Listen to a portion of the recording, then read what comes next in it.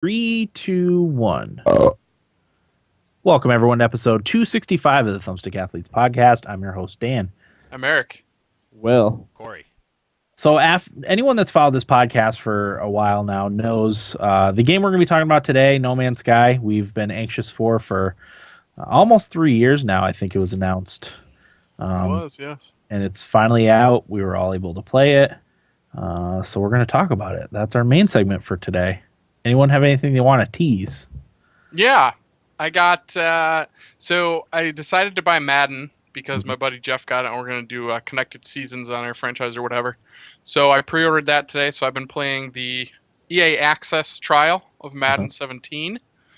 So played that for a little while today. And I also played WWE 2K16 free with Games with Gold. I had almost pulled the trigger on it on a couple of sales just because, you know, wrestling games are fun sometimes, and I always had a good time with them when I was younger. But didn't have to, so I'll be talking about that as well. Yeah. Okay. Cool. Will?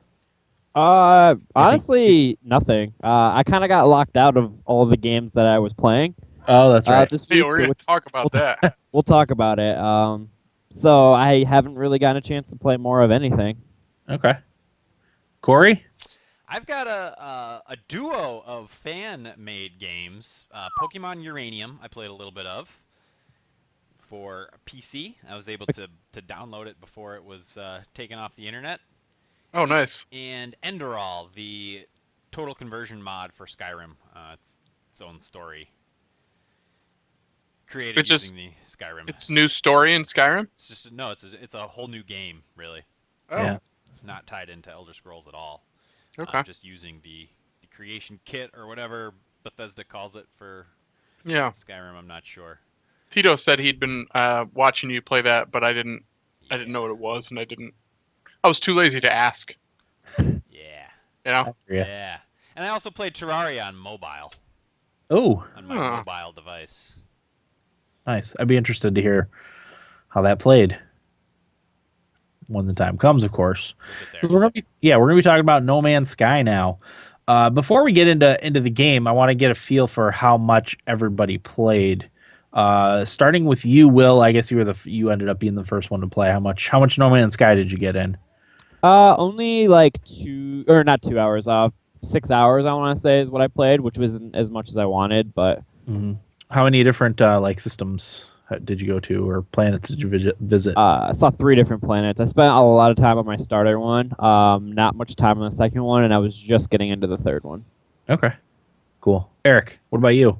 I probably played 8 hours total. I probably went to, God, I don't know, anywhere between 6 and 10 planets. Okay, I don't know, somewhere in that range. sounds good. I used my hyperdrive twice Gotcha. to go to You did different two areas. jumps. Yes, 2 jumps. Okay. I played about 30 hours Jesus went- Christ. to 16 systems and Holy probably God. 50 planets. Holy shit. Give or take. I know I went to 16 different systems. The planets I didn't actually count, but it's probably about 50 if I had to guess. So, Corey, how much did you play? I think around 15 hours.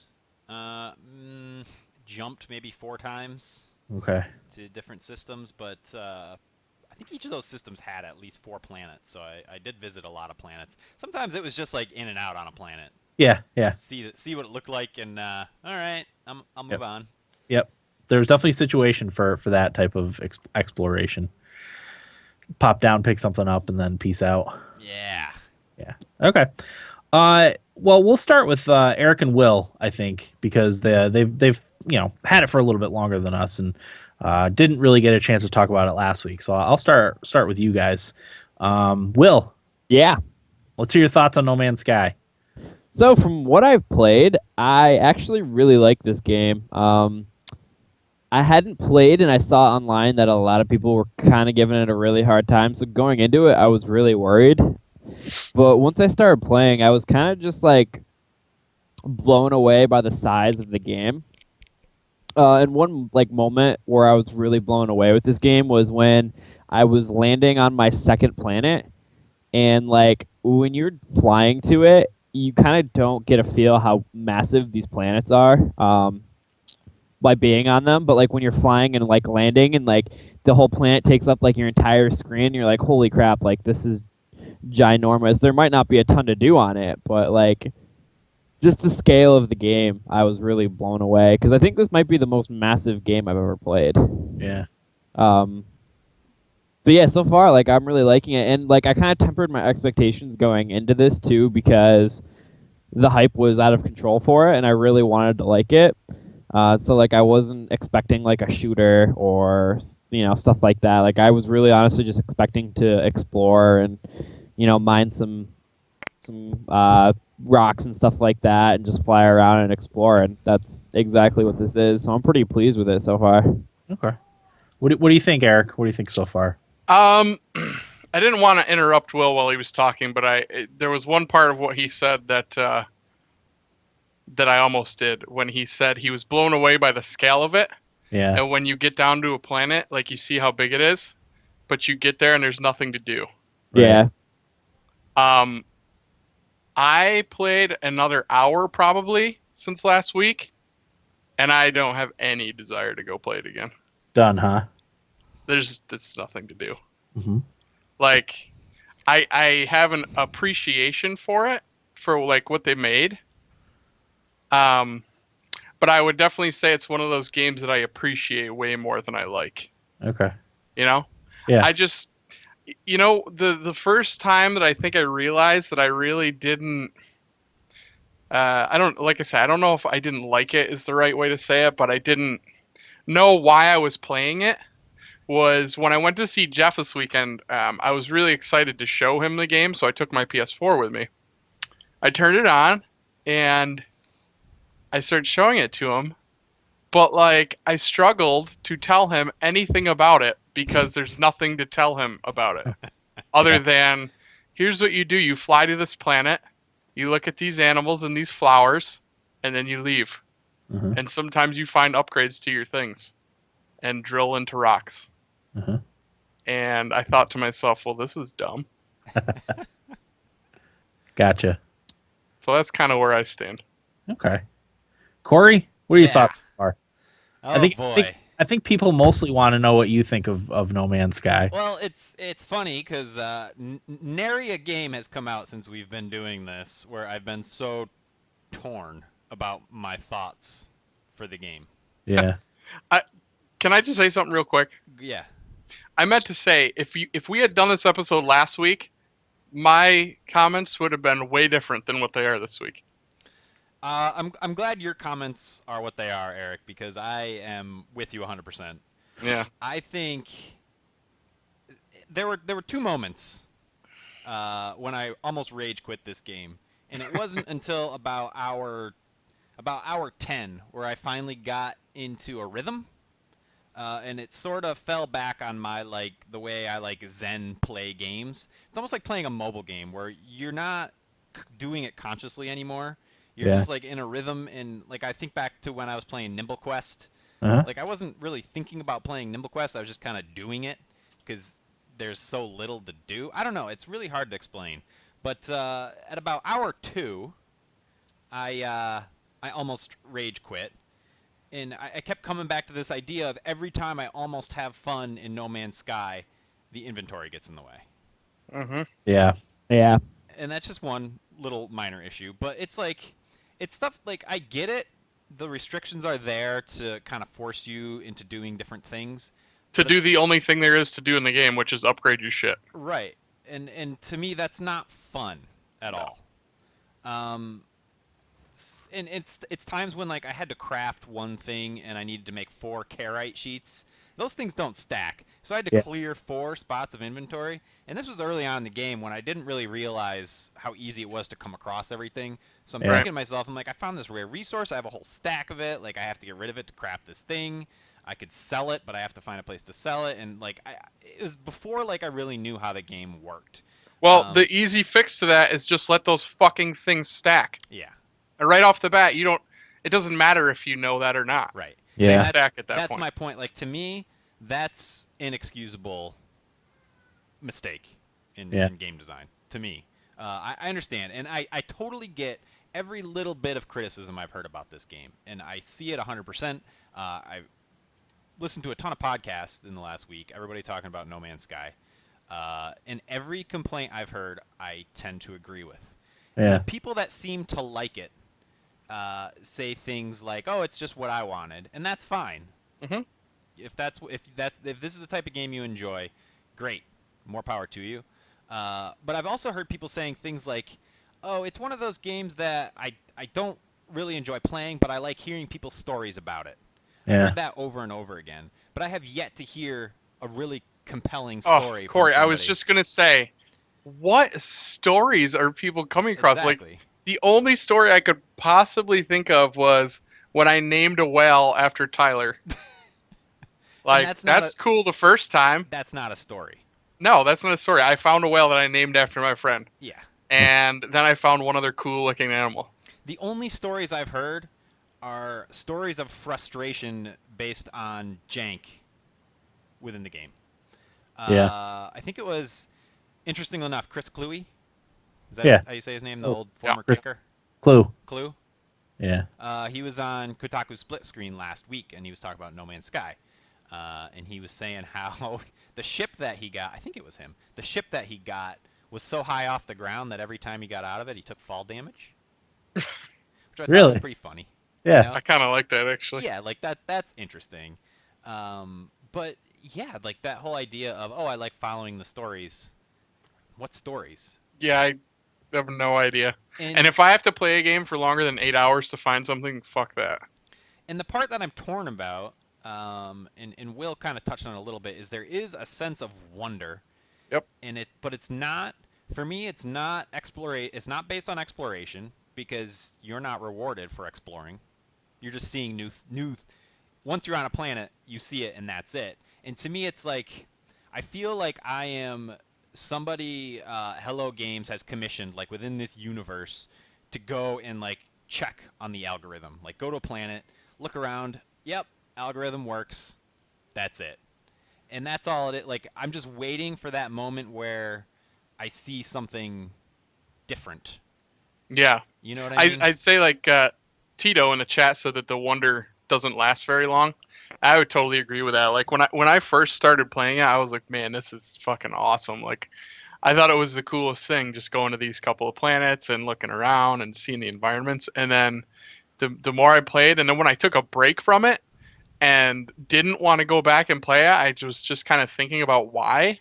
And I was like, yeah, like, I've already seen what this has to offer, I feel like. And I know that there's whatever at the center of the galaxy, but, like, I don't care what it is. Because, Yeah. like Corey said, the game doesn't make you really care. Mhm. Yeah, I don't know, Dan. I'd like to hear your thoughts before Yeah. I go more in depth. No, I'm kind of in agreement with you, Cor. Well, I should say I like the game. I'm kind of with Will. I like the game so far, but like you, like I totally understand everyone's criticism. And actually, I took down. There was a really long Reddit post that I took some notes on about someone complaining about the stuff that Hello Games claimed No Man's Sky was going to be, as opposed to what it actually is. So we'll talk about that later. I'm not going to get The into that. video? What's that? Somebody put a video together, right? There's a video. There's a long Reddit post. Okay. We'll talk about that in a little bit, but yeah, the inventory management is awful. I'm totally with you, Corey. Like, I don't know why anyone thought that was a good idea, because it's you're reminded of the inventory like probably once a minute. I gotta say, I think that they have it in there because that's the only thing that keeps you going. Well, see, for me, it interrupts what I'm doing, like whatever I happen to be doing, whether it's cataloging animals or mining or whatever. Do you guys do that a lot? Like cataloging and... If I'm on a planet with interesting wildlife, I do. Otherwise, I'll just nab the ones that are around me for the units. Uh-huh. Like I landed on a planet today. Actually, I was playing a little bit before we started that. I cataloged everything and got the 300,000 unit bonus just because the wildlife was so interesting. It was the first. Eric, you talked about you wanted to find a Stegosaurus. I did. I found a Stegosaurus looking like big dinosaur looking things. Now I don't have to. Not yeah. I'll send you the picture and you're all Yeah, set. no, I'll have it. But yeah, it was the first planet I'd come across in 50 planets that had interesting enough wildlife to catalog everything. Yeah. So And see, when before the game came out, I feel like people made that argument that the planets weren't going to be interesting and some of Yeah. them might not have anything on it. I feel like I remember myself saying I'll be okay with that, but I'm yeah, not. I see. I'm okay with it. I don't want because what made that planet stand out was that I had been to 40 planets that had nothing interesting on I them. know. But That's what what made carried that. you through that? Like, Just the progression. I was usually there for a purpose, finding a resource that I needed for the crafting. Like to upgrade, specifically like the ship upgrades, the hyperdrive upgrades. That's Go ahead, Corey. I don't mean to keep interrupting you. No, you're but I'm fine. afraid my thoughts are going to leave my brain. No, if just go ahead. I get the same way. The upgrades are totally uninteresting and Oh, not yes, thank necessary. No, I agree. The only one that is the warp drive. The warp drive, yeah. The other ones will give you like, especially if you put them together, will give you stacking bonuses and stuff. Like I haven't done really very much ship combat, so like my ship is all like inventory space, and then the hyperdrive upgrades. What the hyperdrive upgrades do is let you go to the different color stars on the star map, and it's the higher level stars that have the more interesting things on them generally. The yellow ones I think are the ones you can go to with the starter warp drive. And that those in my experience have been the least interesting planets. The Right. ones with the green and the red, and I guess blue is the hardest one to get to. Maybe those are the ones apparently that have the more interesting things and the more rare resources and stuff. I think that the problem with the upgrades is the description of them is way too wordy when you get it. Yeah, Like I look at it, I'm like, excuse me, I don't. Yeah. What are you talking about? B, you forget about them the second Yeah. you take it off your screen. Like I probably have 30 or 40 upgrades. yeah. I have no idea what any of them do or why I need them. Yeah, no, that whole thing, and get back to my initial point. Like, every 30 seconds, you're reloading the resources on your life support, on your gun. I know you can upgrade them so they last a little bit longer, but it's still way too much to be going. And I don't like the way the inventory works. I don't like the long click to select things. That whole thing just drives me crazy. And like, my inventory is mostly full. My ship has 24 slots and my suit has 32, and I'm still battling with inventory. And So you can't swap. it doesn't get better. You can't swap between ship and Only inventory. if You you're have to have an open space. only Yeah. only if you're standing right next to it too. Like you Wait, can wait, send wait. stuff. You can send stuff to your ship from anywhere, but you can't get it back from your ship until you're standing right next to it. Oh, I didn't know that. Yeah. Yeah. That's a pain in the ass. Oh, Yeah. file that under other things the game doesn't tell you. Yeah. In defense of that, I think we've all in the past been pretty big fans of games that don't hold your hand and tell you everything. Sure. I So know, when I've heard that argument, I've But- tried not to. but the difference is in this game, Eric. Like the games that do that, like Dark Souls, Uh-huh. we know how to play that game. We might not know what everything is and what it does, but we know like what that game is. But we didn't the Whereas- first time we played it, We right? knew it was an adventure game, and we knew we had to kill bad guys, and we knew we had to level up, and we knew we had we knew. Whereas in No Man's Sky, like it's we don't know. We have no idea what the game Yeah. is. I don't know. I guess I'm just okay with it, with that part of it. Yeah, that didn't bother me either. I mean, you Yeah, gotta I- learn to play the game the first time, just like you had to do with Dark Souls. I think I read about it on like on a Reddit post or something, or maybe a tips for playing No Man's Sky. I don't even think I discovered it in the game anywhere.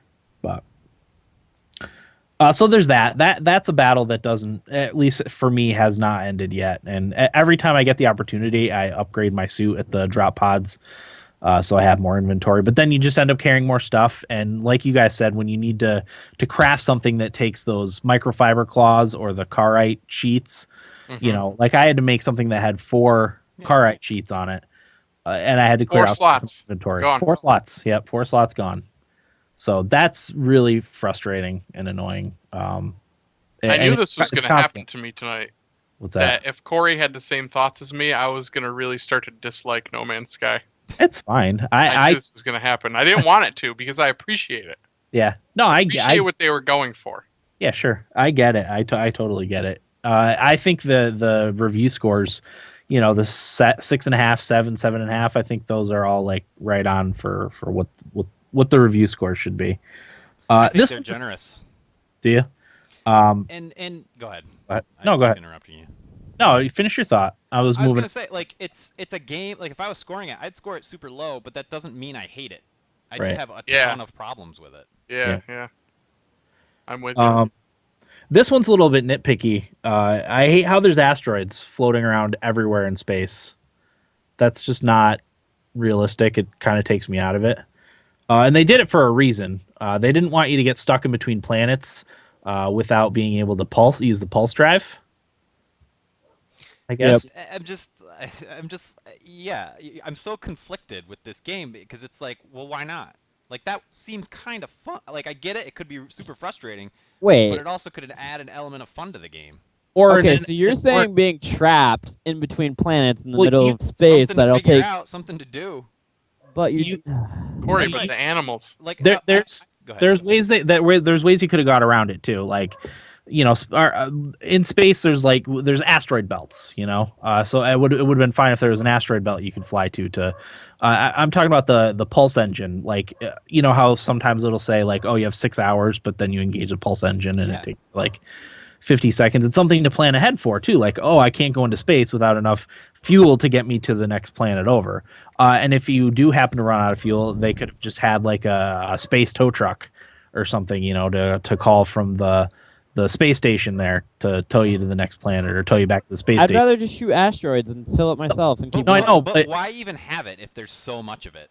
What's the point of even having thammium if it's literally everywhere? It's it's a little too ubiquitous. Because then you can fuel your ship. But why? Like, yeah, I mean, I get that, but it's like, but then if why it's just not? Gonna be everywhere, then why do I even need to worry about that? Why? It's just an extra thing I have to do in my inventory. Yeah. Yep. Agreed. So there's that, and the texture pop-in is a little bit annoying it's terrible. Too. Yeah. It's pretty terrible. So there's that.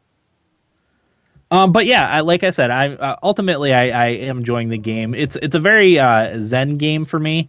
It's not one I'll sit and play for 6, 8, 10 hours at a time, but to pop in for an hour or two here and there. I'm actually kind of into the backstory for the alien races. As you learn their language, you kind of slowly learn the lore of the different aliens. I'm also intrigued to figure out what exactly the Atlas is. So that's kind of what's keeping me going at this point. I did like learning the language. That's one of the things I did like, was learning the different words. I thought that was kind of cool. Yeah, because as I said too, you learn a little bit of the backstory as you visit the like monoliths and stuff. You learn a little bit about the backstory of the 3 different alien races, which I find interesting. I feel like it's a game that's hiding some things too. Well, I guess my thought is the Witness seemed like it was hiding some things, and from all accounts, it wasn't. Right. I have a feeling it's the same kind of bullshit. It might just be a parlor trick. Yeah. Okay. I don't know. That's completely what I gather. Yeah. I don't know how much time you guys spend on the subreddit or whatever and following communities. Have you guys seen anything that was like, oh my god? I haven't. I haven't even looked because I don't care. Yeah. I haven't seen anything surprising. No. I haven't bothered because I like the game and nobody else really does, so I haven't bothered. I wouldn't I wouldn't even say I don't like it. I'm just talking about Reddit in general. Yeah. Yeah, the Reddit. Is Reddit just shitting all over it? Yeah, every opportunity. They're not anymore. All the haters have moved on. They hate the next Found thing. Something else to hate. Yeah. They're gonna hate Deus Ex now. So exactly. How dare they? I could get behind that movement. I want to talk too real quick about getting it to run well on computer, because it took me about an hour of tinkering with settings and starting and restarting before I finally got it running well. There was one setting in the graphics options that crippled your frame rate if it wasn't set right, and that's the frame rate limiter. Apparently, if it was set to 30, 60, 90, or 120, it would cripple your frame rate for no apparent reason. So what a lot of people were doing was turning that to max and turning VSync off, and at least for me, that solved all my frame rate issues. It runs relatively well now, but even for a while, I was getting a lot of frame rate drops. When I first launched it, I was getting 28 to 32 frames per second, and with Dan, you're breaking up quite a bit. yeah, my internet's probably not running well. Okay. It might be you, Eric, because I can hear Dan just dandy. Oh, I really? can too, actually. It shouldn't be Eric. Yeah, right, Mr. Got Yeah, my you phone. would think. I know they've been here working on my internet, so it could be me. Maybe it's another Virginia storm. Fuck. I hope not. But yeah, I was getting 28 to 32 frames per second with significant drops down to the single digits. It was awful. So yeah, it took me about an hour to get it running, but once I finally got it running well, it looks a lot better. So You had said that to me, Yeah. and you said to let you know, but all I did was, like, when I first got in, I saw, frame rate's terrible, and I just turned the G-Sync off and turned the frame rate. I think I only put it on 90. And Okay. that immediately solved the problem. yeah, which that's weird, right? Really weird, but it worked. So. Yeah. Like I had even because I did all the standard things. I lowered the resolution. I did lowered the graphic settings all to like low.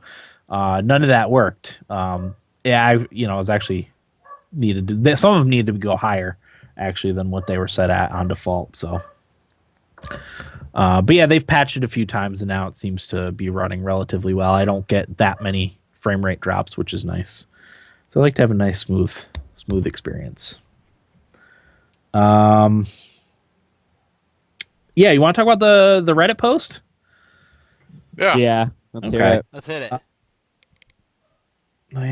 So yeah, okay. This has since been deleted, but it made the rounds all like last week and into this week. Some people think the creator of the post was doxxed, which is why he deleted the post and he actually deleted his account too. So that's why Wait, they think he was what? doxxed. What does that That's mean? where someone puts your information out on the internet, how to contact you and stuff. So yeah, it documented the things and features that were shown in the game trailers or that Sean Murray said would be in the game that weren't. Some seemed nitpicky and not necessarily, but I thought there was plenty on there that were legitimate. Some of the big ones: loss of planetary physics, which were said to govern many different systems, seemingly a cascading effect from the top down. The retooling of ships to make them all functionally identical rather than having different classes for different playstyles. Essentially homogenizing ship play into a single playstyle. The reworking factions from something with broader significance into the very simplistic system we have now. And then the last one, these are the main complaints. These are all broken down into subcategories, which I'm not going to cover because it's minutia, and we'll talk about it when we get there. Resource distribution, following none of the rules that were spoken of. Instead, resource variety is more shallow than we'd been led to believe. So distribution was seemingly homogenized regardless of planet-based factors. This also had a knock-on effect for trading, which was trivialized by the ease in which most resources could be found. And also crafting, which went from something Sean hoped would be community-driven a la Minecraft to something that could only be done through recipes the game must teach you before you can actually use them. So those were the big complaints. They were all broken down into, like I said, subcategories with minor things and all documented. It was actually a really well done post. They were all documented with YouTube videos or quotes from articles, specifically from Sean Murray or stuff taken directly from the game trailers. So I figured we could talk about that. Like, what do we think happened? I mean, obviously, I think it's a different game than we were led to believe, right? Not for me. No, I don't know. That's a hard question for me because I didn't pay attention too much stuff leading up to it for fear of this happening. Yeah. I think for me, I've been skeptical about it all along. Sure. And I do agree that I think they went a little too far in promising things, or at least alluding to things. And we saw that 2014 gameplay trailer. It was, labeled gameplay. It wasn't, teaser or whatever, cinematic trailer or anything. Yeah. But for me, the game has always been about the one thing, the algorithm and exploring the planets. Yeah. Yeah. But I would definitely agree that the game has definitely been scaled back from all the messaging that had gone out ahead of time. Yeah. I mean, didn't the Division do this? I think a lot of these games do that though. They show, like an early gameplay trailer that looks awesome, and then if you pair it up with what actually gets released, it doesn't look the same. But a lot of Yeah. times with that, it just comes down to graphical Graphics. fidelity, not Yeah. complete gameplay systems and I don't know. What was missing gameplay system wise? Like, Well, they That was talked shown. about, one of the things they talked about was the how the planets were all physics based. They would have orbits was one of them.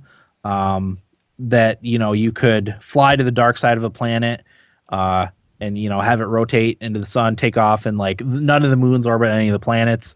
The space station doesn't orbit everything. Everything's like static in the solar system. You can't fly to nothing orbits around the sun. It's just like kind of there. See, that stuff doesn't bother me though. No, I know, but it's Yeah. one of the things that Hello Games said that they would do, and they Okay. did. Yeah, Apparently, I'm not arguing that this stuff bothers me. I'm just saying, we It's- were shown one thing and Right. the game's different That- from that. that's exactly right. That's one of the specific things that people complained about, because for some people that sort of thing's fun. Apparently, they had a focus group that was very confused by orbits and things moving where they shouldn't be. So that's one of the reasons why they nixed that specific system. But even going to a it's not a star system. It's a jumble of planets, Yeah. together with some moons. There's nothing there. It's just like planets just hanging there. Right. Which, like I said, was one of the things that they specifically said that wouldn't be the case. So Even further than that, and going off of that, I never feel like I know where I am. I don't think the star map is very intuitive, no, it's not and at all. It's very uninspiring. It's just dots. yeah, Just glowing dots. It's not, when you think of exploring the universe and the magic and majesty of the universe, you think of these awesome colors and the Hubble deep field stuff and different star systems and binary and all these neat little things, but it's just dots. It's just Yeah. so. You know what I think Lame. they could do to remedy that, and because I actually spent a few minutes in the star map just going in one direction straight, just to see if I would get anywhere, and I didn't. It was, like you said, just a bunch of dots. If you could zoom out and see your specific place in the galaxy, like you can in Mass Effect, I know it's a different comparison, but see where approximately you are in the galaxy, and then zoom all the way in and go past all those stars. Yeah. That would be a little bit more interesting. Even when you're on a planet, is there any way to really know where you are on the planet? I think it even resets when you leave the planet and you go out. I think it, for the most part, resets. I think if there's if you have a waypoint that you scan from orbit, that'll stay there, but everything else around it changes. I know you were supposed to be able to influence the wildlife on the planet and the land mass on the planet. I don't know if you can do that. I don't know if it's been confirmed. Doesn't feel like you do. It doesn't feel like you can. No, you're right. But I don't know if it's been confirmed or denied that you can actually have an influence on, like if you wipe out all the certain critter on the planet, if that matters, or if as soon as you go into orbit and come back down, they're all back. I don't know. This I was just thinking, I remember back before this came out a long time ago when we were talking about this, and we were talking about how it's going to be one of those make your own fun games. Yeah. I just don't feel like there's any fun to make. Yeah. Sure. There's just no fun out there. There's no tools to make your own fun. No, there's not. I don't know. I do think that'll be modded in. Not giving the game an excuse, but I do think modders are gonna. But at that Do a lot point, with my this interest game. is gone. Yeah, no, I know. That's just for other people. Yeah. Well, I'm more apt to go back to the new Destiny update, to be honest with you. I do want to play Destiny again, actually. Yeah. Let's fucking do it. I'm ready.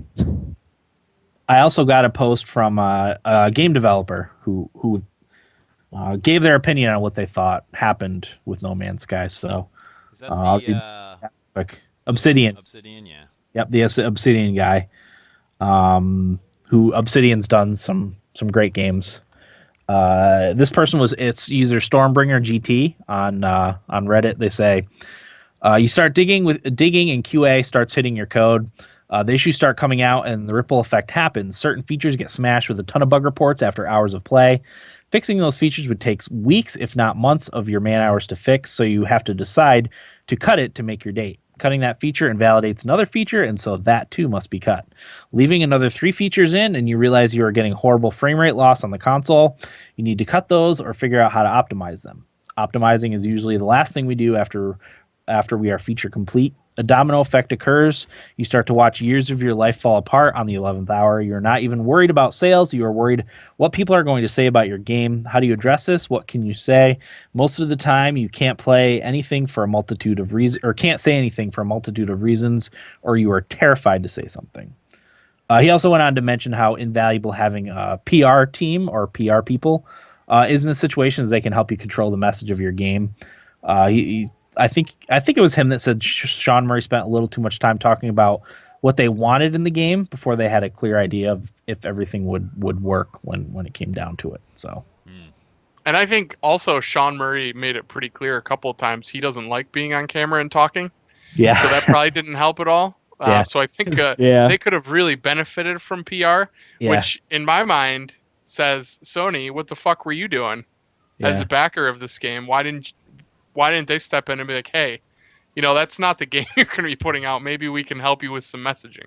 yeah, sure. Or at least give them more developers, because they had 4 people or whatever up until like a year and a half ago, and then they got like 15. Like, that's still a small development team. Yeah, I don't know. I don't know. They probably wanted to keep it small, if I had to guess. Yeah, I don't know. yeah. Disappointing. It's been interesting to watch on Reddit and social media and stuff, and I kind of feel bad, Oh, I do too. I Absolutely. really, really wanted the game to be awesome. Yeah, And it is in a certain way, Yeah. sure. but it A lot of- isn't in a lot of other ways. A lot of people say it's a pretty photograph simulator. I took I some wouldn't cool even screenshots. I wouldn't even say that. Yeah, I did too. Found like a sphinxy looking character. Oh, we didn't even really talk about the 2014 gameplay trailer, Dan. The stuff that they showed in that, like the Yeah, interaction between creatures and the way the herds moved, and that one like rhinoceros dude storming through the trees trying to chase that one thing to eat. sure. I mean, that's another thing. And in reality, the monsters for me are mostly the size of like between a deer and a rabbit. I Okay. saw a couple of pretty big ones. One that Yeah. was attacking other creatures. Yeah, Oh, really? yeah. I've That only is. seen them wander aimlessly. That's Yeah. for the most part. That was the only one that I saw do it. I've seen some big ones too. Like I said, the planet that I'm on right now has some probably elephant size animals. And yeah, I've seen them hunt each other. No, rivers was another thing because in that gameplay trailer, there's river. Yep. A lot of people hadn't seen rivers, but it's just something that's rare. I was on one planet that had rivers. Yeah. It was actually a really cool planet because it had gorges with rivers running through it and out into the ocean. It was really, really pretty. I should take pictures, but I didn't. Go Can we ahead. get into the exploration aspect a little bit? Yeah, sure. Because I feel like they missed the mark on a lot of things Sure. in that respect too. Because it's like you're exploring this universe, right? Yeah. And you're supposed to be discovering things, but everywhere you go, there's outposts. Yep. Everywhere. Outposts. Yep. Outposts, aliens. Ships everywhere, the sentinels everywhere, aliens everywhere. You're not discovering anything. Yeah. No. And that takes me out of it. We talked a little bit about it, but the pop-in when you're going down into a planet really takes me out. Like, that could be a really magical experience, flying into an atmosphere for the first time. But It's really bad.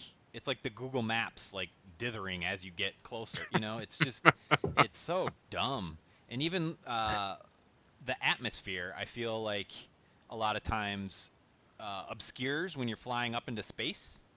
And not until I pull out a, pulse, using my pulse engine or whatever, do I actually see outer. I don't know. It's just not magical at all. And that stupid frickin' Atlas pass.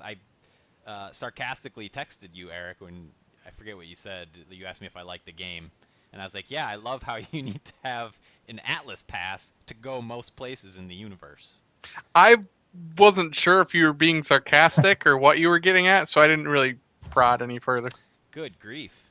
It's like, oh, go explore this vast 18 quintillion planets, but don't forget your Atlas pass. It's required most places. Yeah. It's like, that just immediately... What does pulls the you out. Atlas Pass allow you to do? It lets you get Open some into doors. different rooms that have items in them. Yeah. Oh, for fuck's sake, who cares? It's the same as the bypass chip. Did you make any bypass chips? Yeah, I made some of those. Yeah, it's the same deal. So it doesn't really get you much No. else. No, it's just a reminder that you're not shit in this universe. Which I've seen a lot of people say, I actually like that's that the about wonder it. of this game is how minuscule you are. And it's like, well, yeah, but that's not Only fun. for 10 minutes. Yeah. Yeah. That's what I'm saying. Like, I want to go to a planet and have there be nothing there, and it's, like, impossible to walk around in. You know? But it's just... I've had a few that were impossible to walk around in. There's that guy that did everything on his starting planet. Yeah. Yeah. And part of me likes that idea, but the other part of me is like, well, that's like if it's just that easy. I mean, there's no. What's the meat? I don't know. I'm having a hard time articulating it. There is no meat. That's the problem. And he said, I think it was on Kotaku I was reading it, or Silicon Air or something.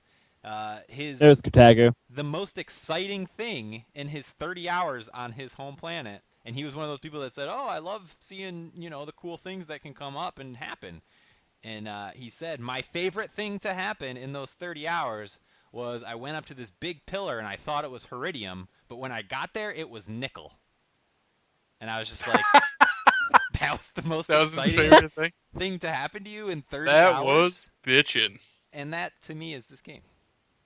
Yeah. It's like I feel like I went out to dinner to like a fancy restaurant, and the only thing on the menu was bread and water. Mm. You know? Yeah. And I was like, wait, I do love bread, but it's not going to really tide me over very long. And no butter either. No, not even butter. No. They don't even have butter. It's the butter. You had to bring your Atlas Pass to get butter. Yeah. Don't forget your Atlas Pass if you want. And another one for the knife to spread it. Yeah. I mean, we haven't even touched on the same, like, each little question mark is the same 9 things over and over and over again. Yeah. The stupidity of those little number tests where you have to do the sequence. Yeah. So I haven't there's- seen any of that. There's 3 different kinds of those. 3. And what blows my mind about that is I can code those. In the one... All right, I took a few coding classes. But I could have gone into this game and coded new, interesting, fun versions of that. And there's only 3. And they repeat. And I've only seen 2 of them. And one of them I've seen... Don't get ahead of yourself. You said fun. One of them I've seen about 20 times. And then I saw another one once. Yeah. Jeez. And Okay. like all those things are just a reminder of, for me, like how pointless my time playing this game is. And speaking of games that don't value your time, Yeah. Okay, so what do we want to see added to it? Like, what do you think specifically would make your experience better with it? Problem is, Dan, I've said this before, I'm not creative. Right. And it's not my job to think of those things. That's their Sure. job to think of that. Sure. And I think that the base is so bland and boring for me. I'm not even sure I would go back to check out any update. Okay. I know they're talking about doing base building, but Yeah. why? What am I going to do there? right? Right. And that's how I feel about, like, I feel like No Man's Sky doesn't even know what it is. It Yeah. doesn't. I don't think they have any idea what they want to do with it, or like Where does base building fit into this game? it doesn't. That's the thing. The Not whole point like is to see different planets, and you're gonna. it's set up a all base. exploration. That's the only thing the game has going for it, really, in my opinion. And like setting down on a home base that you're gonna struggle to go back and find. Well, that sounds awesome. Like, what? Who wants that? Yeah. Who Nobody else thought? can see Oh, it. this is a great idea. Yeah. For me, I honestly have no idea what they could do to make it more interesting. I really don't know. I've heard a lot of people support the base building idea, but I hate it personally. I think it's But stupid. why? What is the pros of that? I have no idea. Unless they build on some system to that, like, oh, maybe if you find a planet that's rich in gold, you can set up like a mining operation on it that sends you resources or something. I could see something like that. They That you just mentioned have a bank full of money in? Great. that they mentioned a homeworld system, like just have a homeworld that you can warp to at any time from anywhere. But yeah, I mean that's not a terrible idea, I guess. But like finding your home planet would kind of be fun. You know, It's hard. I went back to my starting planet after like 8 jumps, maybe. It probably took me half an hour to figure out how to do it. Yikes. Because I like my home planet, my starter planet. It was grassy and pleasant weather. A lot of critters. I don't have the kind of patience to try and find it again. Yeah. Well, I wanted to go back because I think in that time, at that point, I had only come across one other planet that I thought was interesting. Uh-huh. So I was like, I'll find my way back. Apparently, there's a way you can do it, and after some tinkering, I did figure it out. So. Have you guys found a lot of water? Yeah. Most of the planets I go on don't have water. I only had one planet that I went on that was like teeming with aqua life. I only saw the fish. The one whale thing that I named Tyler. Yeah. I've actually seen quite a bit of water, and one of the planets I found was mostly water. But there was nothing in the water except for like plants. There was no wildlife or anything. I was like, yeah, because like I didn't want to jump in there because it looked dangerous. I was like, shit, there's got to be something in there that's gonna attack me. But lo and behold, it was just flowers. And I feel the same way about caves. Like caves look so cool, but what's they do, and you go in there and you're like, okay, I guess I'll turn back around. Yeah. Yeah, I haven't been in a cave in a while. The only reason to go in a cave is sometimes the wildlife, if you're trying to complete the wildlife scan. Some wildlife are hiding in there.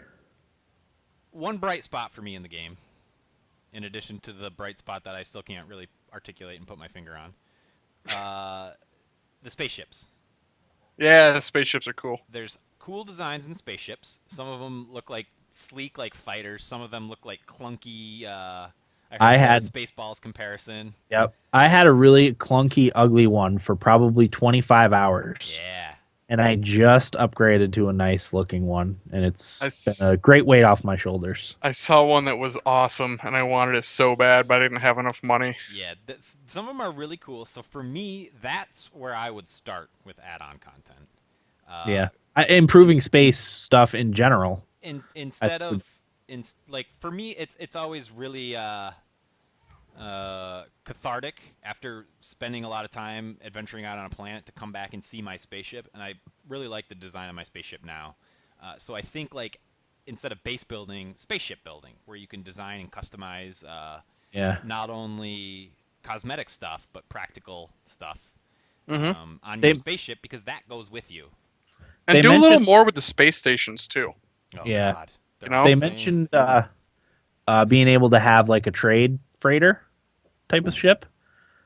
So that will just do nothing but increase your inventory. I don't know how they were planning on implementing it, but yeah, but that's it, Dan. I'm telling you, that's it. It seemed like along what Corey said, but have like cosmetic things that you could change on it and maybe be able to go inside of it. You stick a flag on it or something, That's what they need. They need licensed ships like Rocket League has cars. With like a Thumbstick Athletes logo flying around the universe. Personally, I think that would be cool. That would be. I mean, it'd still only keep me for 10 minutes, but it would be cool. Yeah, I don't know. It's good tech. It's like that. The math is good in this game. Good job with the math, guys. I actually wondered if this was more a precursor to what Hello Games maybe has coming down the line. It was like a proof of concept type of thing to see if they could actually create planet-like planets, for something else, something bigger maybe, or for someone else. Maybe they're going to sell this to someone else to do something with. I wondered that. Yeah, and I want to see the uncurated version of this. I want to see the version that's not worried about balance, that's not worried about you getting stuck, that's not worried about you having things to do on it. I want to see the nasty, vile 18 quintillion planets. Maybe I land on one and immediately die. I don't know, but that's what I want to see. I wonder if with the popularity of the game before it came out, if that had something to do with some of these systems changing. It had to have had something to do with it. I would think definitely. Because we talked about earlier, but the orbiting planets and stuff, that was a feature that they nixed because of the focus group. People being too stupid to understand, planetary orbits and stuff. Not like knowing they might have to look somewhere else, because the planets orbit around each other, or moons orbit around the planets, or the planets orbit around the sun. Well, maybe it'll come back once it's out of early access. Sure, but I don't think it was ever meant to be, like a popular game. It feels like $60 like AAA. Yeah. No, I don't even mean that. I just think it's supposed to be a little more niche than Sony's big exclusive for this summer, And that's on Sony, god damn it. I feel like they're getting a pass for all this. Sure. I don't feel like they necessarily should. Yeah. No, I agree.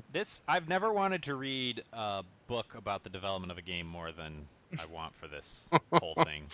Secrets of No Man's Sky. Sean Murray could make twice as much money writing a tell-all book. I think I might even probably read that. Yeah. Is there an audiobook? Will brings up a good point. I think I might even listen to that. You know what? That's what that... there it is. No Man's Listen Sky, to it while you play the game. Yeah, No Man's Sky Game of the Year edition with commentary from the designers.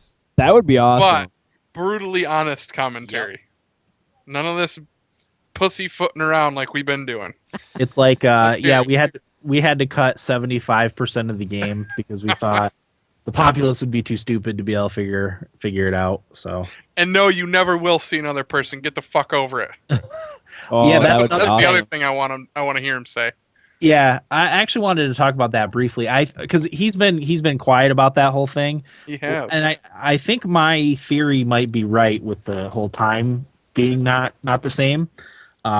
Everyone starts in the Euclid galaxy. That's all the players. And then if you go towards the center of the galaxy, you transport somewhere else.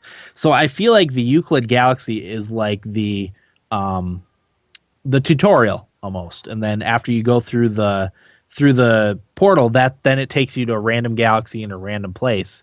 And I think that's where you can finally actually like meet other players, which is why this is just theory, obviously. Yeah. I think if that were true, he would have come out and said something like that. I don't think so. I think it's part of the. I think he's trying to be purposely silent on it because I think he wants people to figure it out for themselves. Agreed, but I feel like there's enough of a shitstorm over it that it probably would have made sense to be like, no, that's not the case. You can see other people. I'm not going to tell you how, but you can. Maybe sure. It's just something. Yeah, if there's more to this game, I feel like a simple tweet that said, "Just keep playing, everyone." Yeah, it would suffice. Sure. We haven't even gotten that. Which leads one to believe that has there been any response at all other than we're working on bugs from Hello Games? I haven't seen anything. Yeah. He said that one, I think everyone's going to be happy with the new patch, which came out today, right? I think it was yesterday. Yesterday. Yeah. I know they're just doing bug fixing. They're not adding any content yet, I don't believe.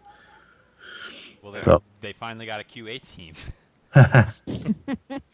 They added 5 more members. Yikes. There's that. There was one video I saw. It was what No Man's Sky was supposed to be, and it was the dinosaurs walking around to the Jurassic Park movie. Yeah. And it showed what No Man's Sky actually is, and it was this little thing tottering around, and someone was playing the Jurassic Park theme on like a kazoo. It's really good. It was hilarious. No Man's Sky in reality or something like that. And it's that hoofed, ugly, Yeah. nasty, Yeah. stupid animated thing. Yep, it was funny. So, yeah. No, I mean, I still like it. I'll still be playing it. One of the things I actually did want to mention is how interested my son is in watching what's going on the screen. He's really into finding the different creatures, and he loves like when I take off and go into space because he's all about that sort of sciencey stuff. So yeah, he's interested to find out if something's an herbivore, or if it's a carnivore, or that stuff. So it is fun to play. So it's a children's game. Yeah, it could be a children's game. Okay. I'm actually going to let him there. play tomorrow. Tomorrow in the morning, I'll find a safe place for him, and he can wander around. Yeah. That's one of the things I wanted though, is more science out of the game. Like more, like you mentioned the physics stuff, like more practical physics and Yeah. I don't know, just the way, like, are there even poles on the planets? They're all just the same Right. thing. Not that I know It's of. just it just blows my mind. I don't know. Or the way, because the poles are, or the way the sun heats a planet, Yeah. with the equator being hotter and the north and south pole being colder. Which would lead to different biomes on planets. Sure. I mean, maybe that's asking for more than, I don't know. Just one of the things that jumped out at me. I'm not bitter. I'm really not. Yeah. No, I'm not either. I'm more sad because I wanted it to be really good for them, but Yeah. Well, they're making their money. no, I know they are, but at the same token, like, I don't know. I don't want Sean Murray to be sad about it, No. about its response, because I Absolutely not. feel like he's a good guy. Yes. I don't feel like he intentionally sold a product that DD didn't put out. I don't feel like he did that intentionally. What does No Man's Sky look like if there were no hype and it was never a thing? It was just, they just made what they wanted and it just came out. That's what I'm saying. I think it Probably would still have be been a working different. on it. I think it would have been a different game. You're right, Will. They probably would still be working on it. It probably wouldn't have been released right now. Yeah. Isn't it hilarious that Sony's two big exclusives this year are two of the most overhyped games of all time, being The Last Guardian and No Man's Sky? And they're probably both going to be about 6s. Yeah. Somebody's- Uncharted. Oh, I forgot about Uncharted. I know Pretty you didn't like forgettable. it. Right. Well, yeah, I know Honestly. you didn't like it, but I I wouldn't mean, say that. fans That's of the harsh. series. That's harsh. I don't know. Eric's the only person I've heard dismiss Uncharted for. Well, I don't feel like we need to get into this again, but it's a good game. Like I understand it's a good game, but it's not bringing a Frustrating. goddamn new thing to the table, and the ending was dumb. Right. Okay. Any other thoughts on No Man's Sky? Me and Will are probably going to be the only ones that still play it, right? I love you, Sean Murray. Regardless of this, Gonna be my game of the year. still my bro. I'd rather this one game of the year than Pokemon Go. Corey, are we doing Pokemon Go for game of the year? We'll talk about it when it comes closer. All right. You guys sounds can talk good. about it on the Pogo podcast. Which we're recording tomorrow. www.thepogopodcast.com, twitter.com/thepogopodcast, facebook.com/thepogopodcast, Corey at the Pogo Podcast. That's more advertising than we've done for this podcast in probably 2 years. Yeah. True. New episode tomorrow. Well, now that the Pogo Podcast is bringing in all the downloads to Thumbstick Athletes, I think Will and I earned it. Oh, Yeah. you guys. Jimmy VC. Yeah. And if I could, before we move on, just thank friend of the show, Tito in LA, for purchasing me the game. Oh yeah, that's right. That was awfully Yeah. good. I'm glad I didn't spend $60 on it.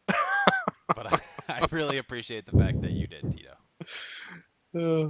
And you probably wouldn't have had a ton of time to play mine either.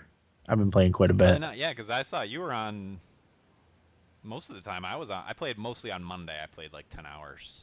Yeah, my wife's been home, so if I get a couple minutes to play during the day, I just pop in, and I leave it on. Like, I'll just jump in my ship if I need to get up and do something. So, okay. Nibblebits. Will, start with you. Ooh, let's not start with me. Okay, Corey, we'll start with you, even though you're drinking. Let's start with me. That ain't Intel. We talked about a cordless VR headset. Intel has announced a cordless VR headset. It's called Project Alloy, and that is its differentiator. It's wireless, but it's also still a ways off. Okay. Are they waiting for better near field communication speeds or? I believe they said it was gonna be open source mid 2017. So Okay. they're still in like the development phase, Hmm. software development and stuff. I guess I don't know. Okay. I think that'll help anyway. Yeah, and you don't have to carry around this clunky corded thing that you trip over and spill your coffee on your laptop. Hmm. Battlefield 1 open beta as a date. It's dated August 31st on PS4, Xbox One, and PC. Oh, who's gonna play it on PC with me? Me. Yeah. You just so everybody knows, you have to have signed up as a Battlefield insider and indicated your platform of choice, and you have until August 21st to do that. So that's Monday. Do that right No, now. Sunday. You better do that by Sunday. They did send me an email about it, so if you're signed up as an insider, you probably got an email. I haven't picked my platform though. Don't let me forget to do that, Eric. You might want to tell somebody else to not let you forget. I should tell Siri. Yeah. I don't know how to do that. Anyway, speaking of betas, Titanfall 2's beta, it's this weekend, right? Yeah, it's going on right now. It's not on PC. Because Respawn gave this reason. Because the single-player story has some wonderful secrets that we really want to preserve for launch, we also have to worry about leaks. Our wonderful, curious PC players have proven in the past that they will dig out anything they can, and there's a risk that they could spoil some of our single-player. Data mining. That's the truth. Yeah, I'm okay with that. Sure. I will accept that as a valid reason not to have your beta on PC. People can data mine console versions, right? Or are they... I don't Hasn't that believe. happened? Maybe. It's not as easy. That's for sure. Right. If it's digital only, I don't think you can. I think you have to have the actual disc. So the beta would be download only. People can't take that file and... I don't think so. I don't think you can take games off of there and put them on something else. They can take discs and do data mining on discs, but Interesting. I've heard positive reactions to the beta so far. yeah. So, I would have played it, but like I just said, it's not on PC, so whatever. Final Fantasy 15 officially delayed to November 29th, about 2 months after their original release date. The reason they gave, their given reason, is that they wanted to avoid a day one patch, a la No Man's Sky, to deliver the best game possible to all gamers, despite their internet access. Which is a noble goal. So they delayed it 2 months, so there wasn't a day one patch. Yeah. That's not. Well, if you think about it, when did No Man's Sky go gold? End of July. It's about. I think it's about 2 weeks that they need for disc print. From cert to, is that what they call it? Is that the Yeah. Sir, yep. the biz phrase to get cert? Yeah, I don't know. That's probably not the whole reason. If it is, though, that's pretty cool. I like the idea of a complete Final Fantasy game just coming out on a disc, and what's on that disc is a game that works fully, doesn't have major bugs that need to be patched out. I like that idea. Sure. I've heard that the game's looking pretty rough. I'm not surprised. Yeah. Really. Yeah. That's another one. Like, I pretty much swore off Final Fantasy after 13. You're right back at it, though. Up into 13, I was like, no matter what, I'm in. But after that, I don't know. It's gonna have to be pretty good. I was really excited for this one, but I don't know. It's just nuts. Doesn't sound good. The marketing behind it is just insane. They have The whole thing's weird. Full anime, which are apparently pretty good. Yeah, I heard good things. I think Podcast Beyond was talking about it. Yeah. I saw a headline today that the movie sucked. I don't know what they There's were a talking. movie? Apparently, there's a headline. That's what they were talking about. I just saw it on my. I thought they were talking about the anime. I don't know. I'll look it up. In lighter news, Ubisoft revealed the Nauseous Rift. Did you guys see this? Yep. No. It's a mask you wear around your face, so when you're playing the fractured butthole, you can smell the farts. I did hear about that. It's apparently developed by a real perfume company. I watched GameSpot's Gamescom video of them trying it out. It's really funny. Nice. The one, I don't know, I don't follow GameSpot too much, so I don't know their names, but the one girl was like gagging while she was wearing it and playing, like covering her mouth, and it was really, really funny. And the guy finished playing, he's like, oh, I'm never going to play that again. It's pretty cool. I don't know how much it's going to cost, but I would be super tempted to pick it up. Just for the novelty of it. Yeah. I'll let you take the hit on that one. Smell the farts. Mm-hmm. Just eat a bunch of broccoli. Just waft it in. Yeah. Yeah, cup the fart and smell it. Mm-hmm. Yeah. Apparently it's good for you. Did you guys hear that study a few years ago that came out? That like What's smelling that? your own farts is people that I forget the exact study. I'll Google it when somebody else is talking. But apparently there's some benefit to farting and smelling it. I don't know. And my last one, THQ is back. Nordic Games rebranded itself THQ Nordic. This, of course, after they bought several THQ properties, including the THQ trademark back in, what was that, 2013? Nordic is the Austrian games publisher. One of the IPs they bought was Darksiders. We're still waiting on Darksiders 3, which I would guarantee is one of the games they're working on. They did say they have 23 game projects in development, and 13 of those haven't even been announced yet. So, Wow. I would imagine one of those is Darksiders. They also have Red Faction, so that might be one too. Mm-hmm. I don't know, but it's good to see THQ back. Yeah. Final Fantasy 15 movie, 9% on Rotten Tomatoes, Ooh, that's Nice. 34% on Metacritic. That's real bad. IMDb has an Excellent. 8.4 out of 10. I don't know what the rating criteria is for that, but Hmm. it's got a lot of popular people. Lena Headey, Aaron Paul, Sean Bean. How long is it, and where do I find it? Hour and 50 minutes. It's in some theaters, I think. I think it's select theaters. Hmm. You can't stream it digitally. I was thinking if it was something I could watch in my house, I might. Yeah, I don't know. Someday. Anyway. Okay, Will, you want to take it away with Nibble Bits? I've been looking for nibble bits, but there really hasn't been too much that Nothing. has caught my eye. I'm pretty much watching Pokemon anime highlights. Nice. All right, I'll go next then. So The Witcher made an appearance at the Olympics last week when Vitalina Batsarashkina, a Russian air pistol competitor, was adorned with images from the series. She even sported Geralt's iconic wolf medallion that was hanging from the belt loop of her pants. She ended up winning a silver medal, which is fitting for the Witcher series, in the 10-meter air pistol event. So, good for her. It was Vitalina Batsarashkina.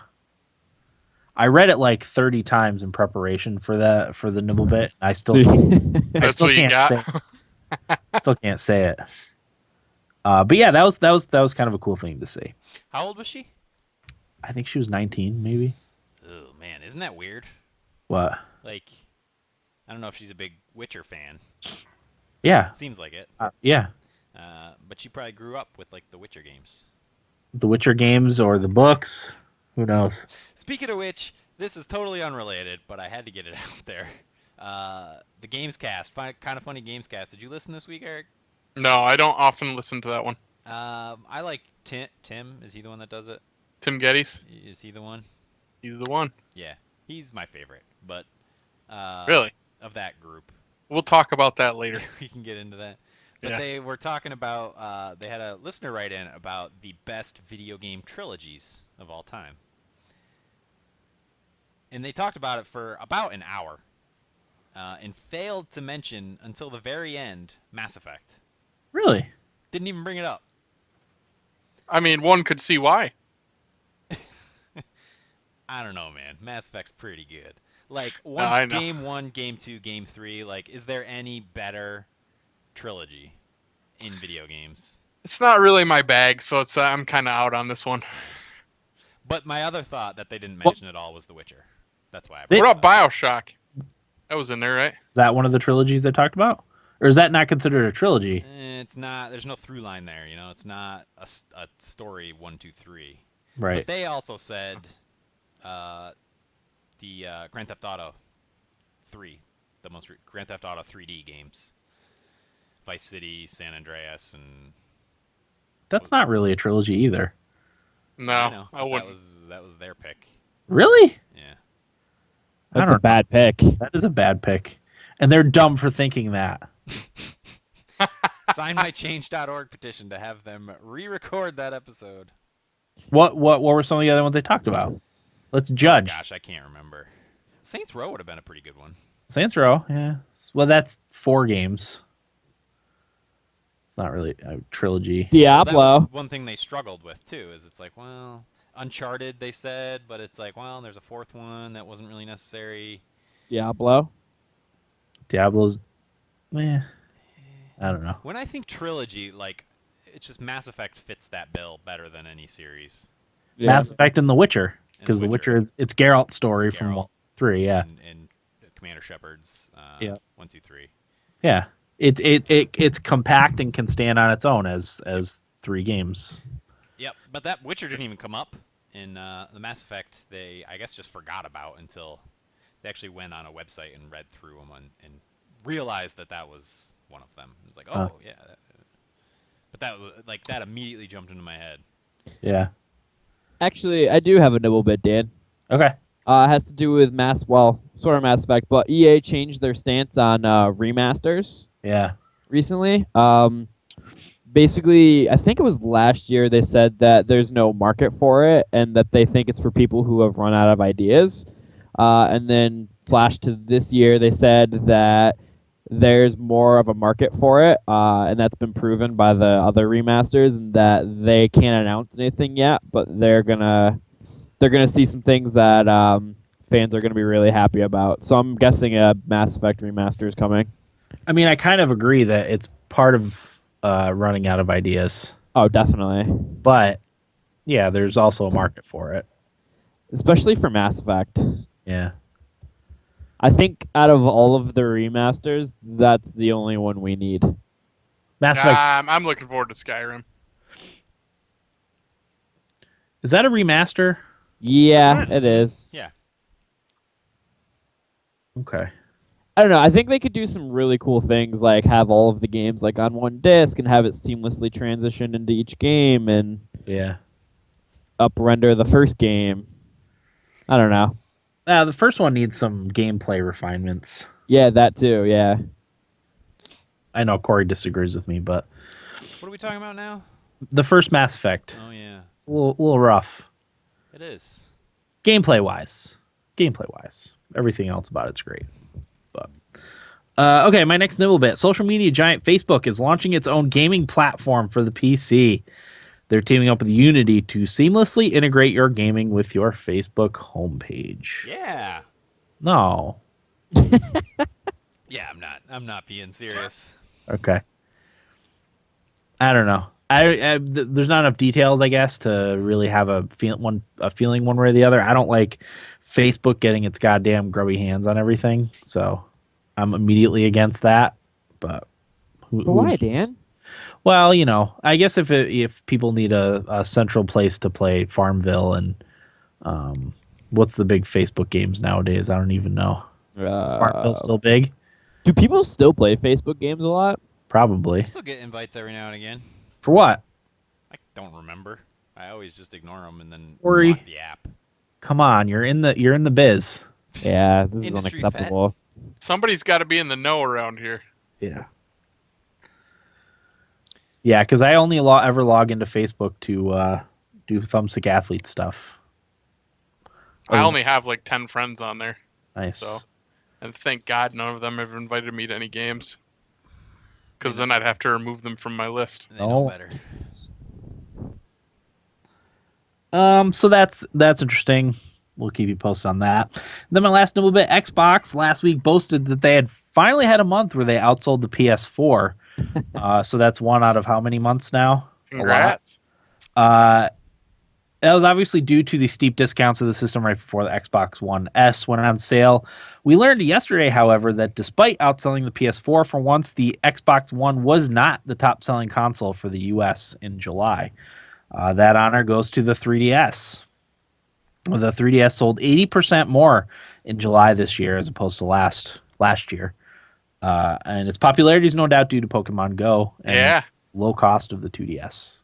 Hell yeah. So, absolutely. Eric, I know you bought was it last month you bought a 2DS? Sure was. So you could be factored into that number. Where was this, Dan? U.S. globally?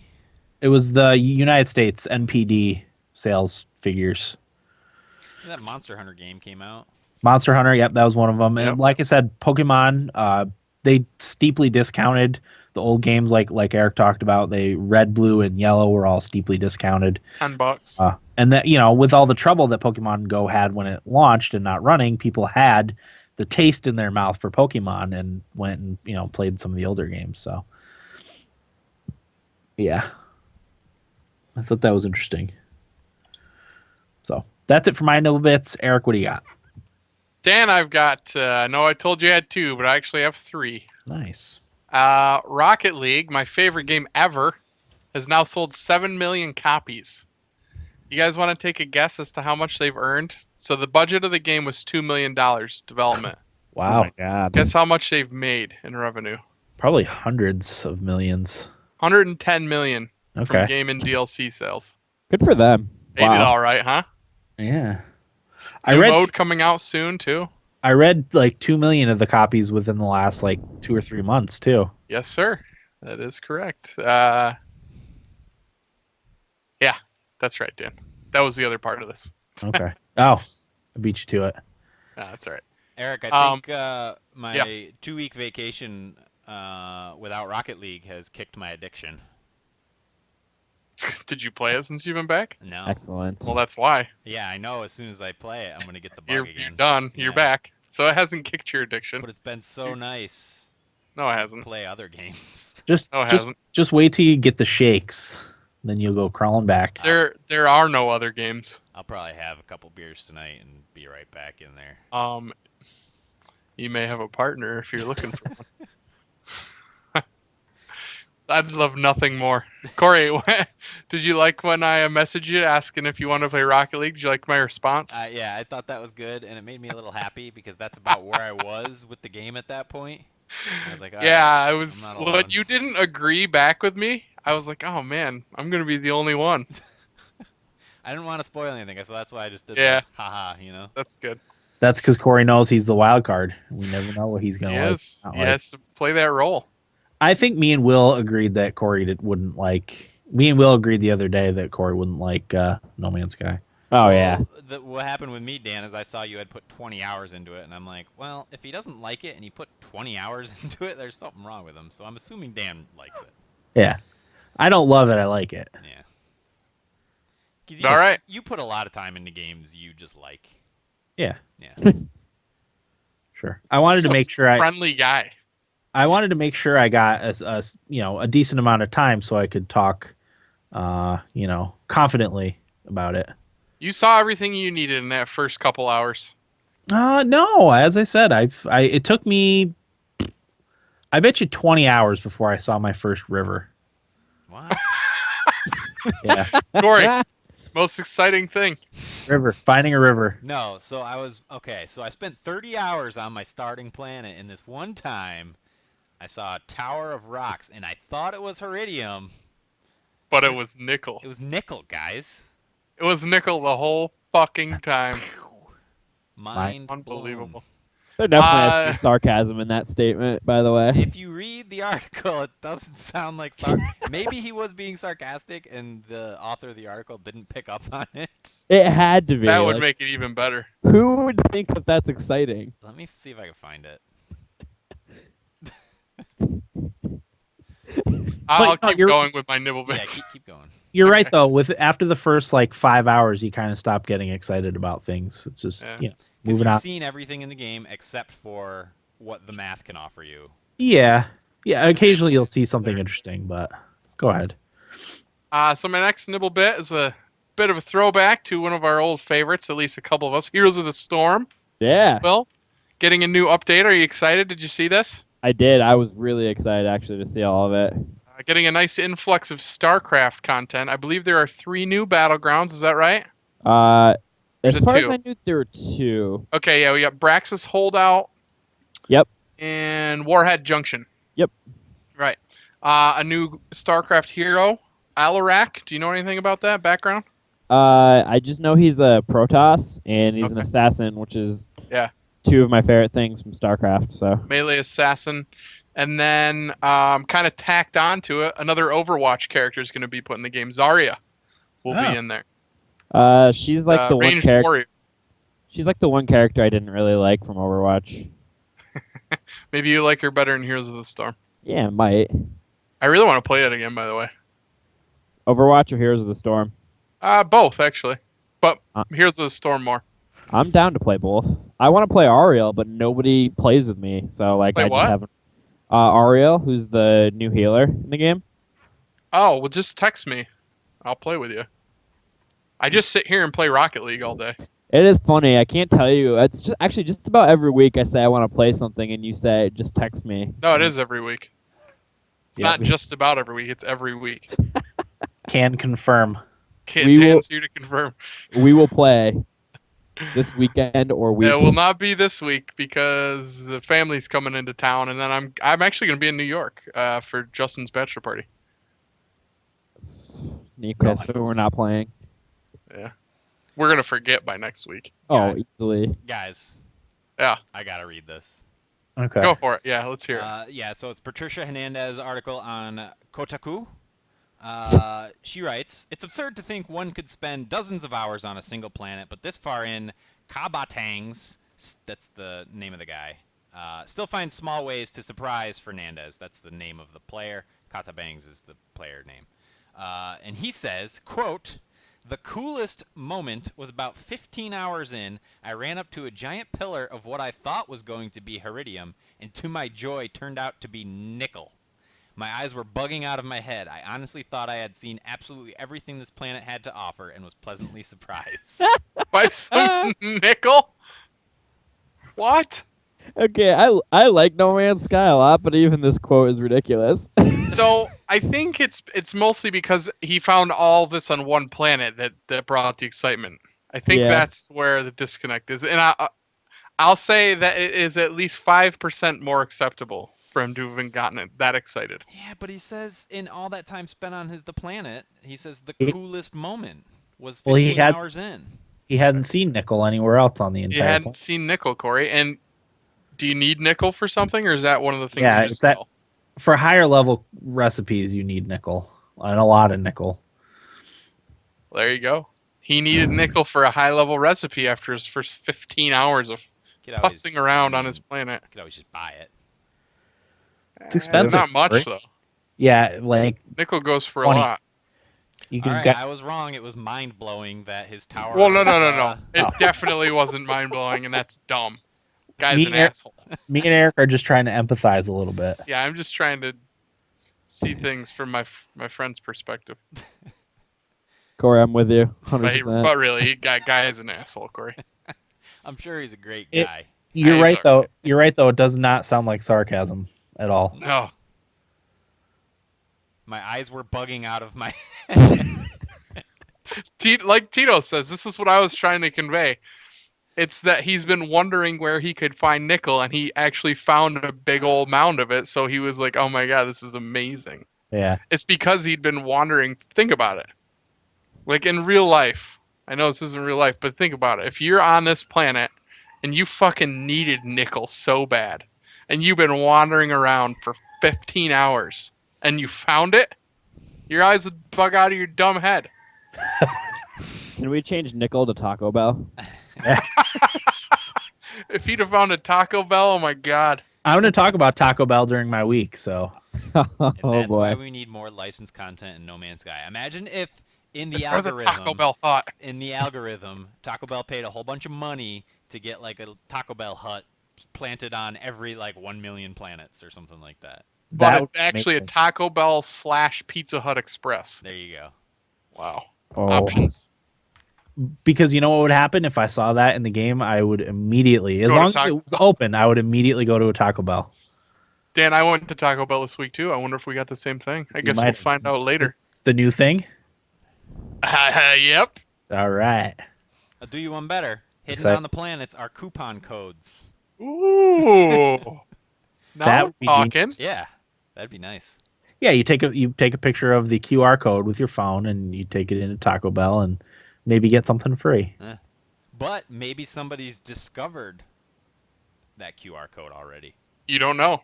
Who knows? Yeah. But nobody has because you can't be in the same world with anybody. Yeah, that's true. And my last nibble bit. I just thought of this tonight. Nobody else tweeted it, so I figured this was worth talking about real quick at least. A new Metal Gear game kinda got announced from Konami. Metal Gear Survive, which is a 4-player co-op stealth game where you fight zombies and it takes place after the events of Metal Gear 5. Ground Zeroes. Uh-huh. So Should be interesting. yeah, I don't know. It's not going to be $60. They did confirm that, so that immediately piques my interest.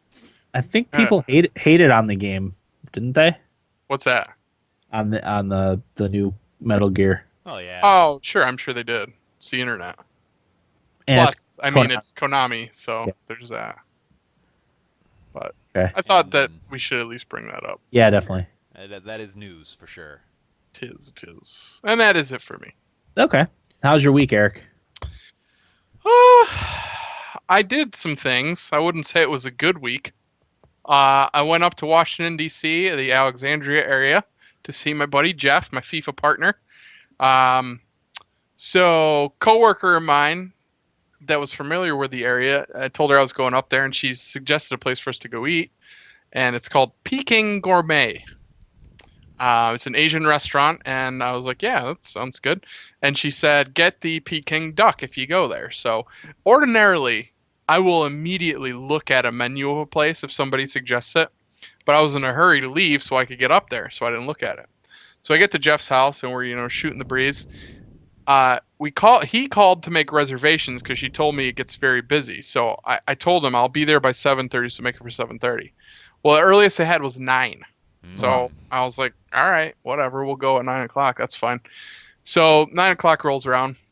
I go, Jeff, this isn't a fancy place, is it? And he goes, did you look at the menu? I go, no. He goes, it's a little bit pricey. And I was like, oh, shit. Like, how much is it? He's like, you're looking $25-$30 a plate. And I was like, well, all right. We already made reservations, when in Washington, D.C. So, but I was like, I'm wearing what I'm wearing and we're going. So we get there and all the staff is like decked out, dressed up. And he opens the door and he goes, I'm going to let you go in first. So I go in there. The people that were there eating weren't like super dressed up, but we were definitely stuck out like a sore thumb walking through that place. But I guess this place is like world renowned for this one dish, the Peking duck. There's pictures on all the walls of like all the celebrities that have been there, like John Travolta. The walls are covered with pictures of celebrities. So we sit down and I open the menu, and the Peking duck is $43. The one she told me to get. Luckily, it's fed 2.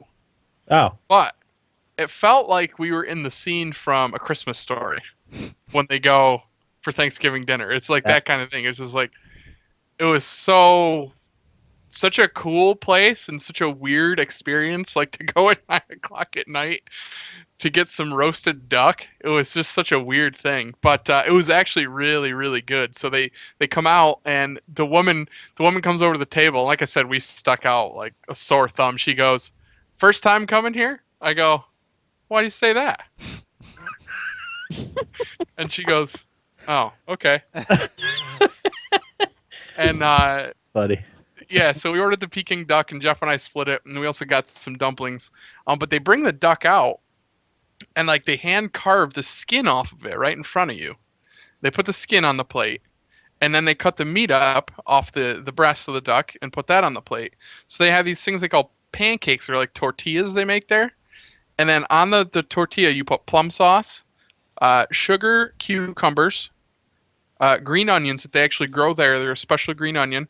then you put a piece of the duck meat and a piece of the skin on there. You roll it up. Super, super good. Oh. So if anybody is ever in that area, it's worth the price. You know, if you're going to split it with somebody, it was really good. But that was just kind of a neat experience. So the reason I went up there was to go to the Arsenal bar in DuPont Circle, which is called Lucky Bar.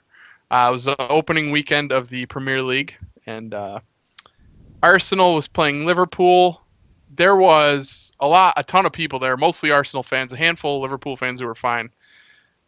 The people that stuck out were the 4 or 5 Manchester United fans that stuck around after they played in the morning, who made it such a miserable experience for me because it was just this group of douchey guys, and they're exactly what you're picturing. Oh yeah. Been sitting there drinking all morning, got their beer muscles going, and their team's not even playing, but they just feel the urge to need to talk shit. You know what I mean? And like I'm too old for that. You know what I mean? I'm just too old for that shit at this point. So Lucky Bar was kind of awful because of those guys, because Arsenal lost 4-3. They got down 4-1 at one point, so that was really, really fucking bad. But I don't know. I'm happy I went. It was good to see Jeff. He's got a new apartment up there, and Lucky Bar is a cool place to go watch a soccer game as long as those prick Manchester United fans aren't there. Yeah. But why would you? Frat boys causing trouble. They're just there to cause other people to be miserable too. Like that's literally all they were there for, Dan. It was the guys. They were standing behind me, and I was listening to them talk, and they were talking about, you know, how they were gonna beat some guy's ass or something like that. And I'm just thinking, oh my, you guys just couldn't be any worse. Grow up. You're just the worst kind of people. Yeah. It really ruined it for me, but I'm just getting old. I'm glad that I'm older now, and like, because back in my younger days, I probably would have, you know, fed into that. Sure. And it, you know, luckily I'm too old for that shit now. Uh-huh. So that was cool. Other than that, I think that's pretty much all I did this week. I've been working at one of the new stores that opened for the company I work for, so been down in Richmond a bit. Nice. Yeah, that's about it. Okay. Well, you want to talk about Taco Bell? Always. Yeah. All right. I tried the Taco Bell spicy cheese nacho core burrito. Bastard. Yeah. I still haven't gotten to try the triple double. Oh, really? Did I talk about that? I tried that. I tried that too. Was it good? It was good. It was just a big crunch wrap. My complaint with the crunch wrap, the average ass crunch wrap, is that there's not enough meat and filling in it. It always just tastes like lettuce to me. Yeah. Mm. Yeah. So I feel like this was what the crunch wrap should be. Yeah. But I'm sorry, Dan, I missed. What did you have? The spicy cheese nacho core burrito. Yeah, so I got the spicy one and the crunchy core. Okay, I haven't tried the crunchy one. I might go got- after this episode's over to get one. Yeah. Well, It was good. The defining characteristic of it obviously is the cheesy core, but the spicy one has jalapenos on the inside and like in the cheese, Which is a nice surprise. Normally I don't like jalapenos, but in that it was really, really good. I love jalapenos. Yeah, I like them in very specific things, and this just happened to be one of them. Oh yeah, they go super well in there. Oh, it was just mixed in with the cheese and the beef so well. Yeah. So It's good. only a couple bucks, right, for the burrito? Yeah, I want to say it's like Two two. something. Yeah, my wife picked it up for me, so Yeah. And it's hefty. It's a hefty burrito. yeah. How was the crunchy one? I didn't try that one yet. Very similar. I mean, I prefer the spicy one just because I like spicy, and I love the flavor of jalapenos too. Yep. But you know, it was good. It was a little crunchier Crunchy. without the spice. Does it have Fritos in it or something? Yeah, I think it was Fritos. Okay. Yep. So yeah, Good product. thumbs up. Always. Thumbs up for that stuff. Taco Bell. They make a fine, shitty Mexican food. I had Yeah. Pizza Hut as well for the first time in quite a while. Oh, You wonder why I put 20 pounds on. what'd you get? Well, as I think I talked about last week, my wife passed her boards. Uh-huh. She has this thing where she seems to think that Pizza Hut makes good pizza sometimes. So she likes the stuffed crust. So as a reward, Yeah. she wanted stuffed crust pizza, so we got one. And it actually was really good. I was Yeah, pleasantly surprised because I've had Pizza Hut be really bad. yeah. This one was damn good. The past few times I've gotten Pizza Hut, it's been very good too. Because I Yeah. worked there for a lot of years, Oh, so I I know got used to everything that they had, and I got to the point where I just couldn't eat it anymore because I ate so much when I worked there, Sure. like ridiculous amount of pizza, if you can imagine. So yeah, for a while after that, I couldn't eat there anymore. But I'm slowly, it's not one of my preferences. But if they have something new, or like I said, the wife will your wife Eric will want stuffed crust occasionally. Yeah. So yeah, it's good. Okay. So there's that. I've just been watching the Olympics when I haven't been gaming. I've got to give NBC some credit for their coverage of the Olympics this time. What? Go ahead. No, it's just far better than at least what I remember the Winter Olympics coverage was, because they actually have things on. It's pretty much on all day in the morning, and they have like 4 or 5 different channels where you can watch different events. Absolutely. So it's been a lot better. Like I feel like my complaint in the past has been that they never had anything on. They show other countries doing things if the United States isn't necessarily doing anything at that point, which I like. Because I know for the Winter Olympics last time I subscribed to a VPN so I could watch the BBC coverage, but I didn't feel like I needed to do that this time around. So I got to give them credit for that. I don't really know because I haven't really watched any Olympics, but Oh. I just. Did you saw guys hear people about being all critical. this shit going on with Ryan Lochte? Yeah, what Yeah. an idiot. Yeah, he's an idiot. He is an idiot. What a bonehead. I mean, come on. And then know. did you hear about the goalkeeper for the U.S. women's soccer team? No. So they lost to, her name's Hope Solo. She's yeah. always been of questionable character in the past. They lost to Sweden, and she said after the game that the better team didn't win and that they played like cowards, that Sweden were a bunch of cowards. What? Because of the way they played. So there's really a couple ways you can play soccer. In my opinion, when you boil it right down, you can play like counter-attacking defensive soccer or like offensive, more attacking soccer. Sure. So Sweden played the counter-attacking defensive soccer, and they just kind of yeah, exactly. But probably a little less counter-attacking, just kind of packed it in, hoping to get one. You know what I mean? Yeah. So that's why she called them cowards. But that's just the way to play the game. Yeah, you play to win. You don't. They ended up beating Brazil too. They did. They beat the U.S. and Brazil. Yeah. So they weren't a bad team by any stretch. They were capable of winning. They're the Leicester of the Olympics. Right. What I didn't see how is that event finished yet? I don't believe so. I don't think it's over yet. I can't remember who they're playing in the gold medal. I know the men's team was going to play the men's was Germany versus Brazil. Germany and Brazil, yeah. Was for the gold. I didn't. Arsenal's got a guy in Germany that's up and tearing it up, so that's kind of cool. Who's that? His name is Serge Gnabry. Oh, okay. Yep. Nice. So. All right. But I haven't watched much Olympics this week. Okay. Yeah, they're doing a lot of track and field now. Oh, you know what? I watched a little track and field. I think it might have been last night. Now that you mention it, or the night before. Okay. What the hell was it? Yeah, it was the one where the U.S. women swept. Oh, the hurdles. Yeah, it was the hurdles. That's crazy, man. For the 400 hurdles. That's the one. Hurdles blow my mind. Yeah. I can't even think about doing something like that. Running once around a track at basically a sprint and jumping over hurdles. No thanks. Oh, in a pretty confined space, like. Yeah. Yeah. Corey, did you ever run hurdles? Fuck no. What were your events, I Corey? was too scared. I was a sprinter. 100, 200, 400. Okay. None What was of the hardest? What was the hardest? Yeah. 400, right? 100? The most taxing was definitely the A 400. Hondi. Yeah. Because I'd puke at the end of it. Because the 400 is you're sprinting the same as the 100. It's just over 400 meters instead of 100 meters. Yeah. And I'd throw up. How at far the- around a track is that? A 400? All the way. Once around. Damn. Full sprint. I I'd puke at the end of that. I was best at the 200. Okay. That was my event.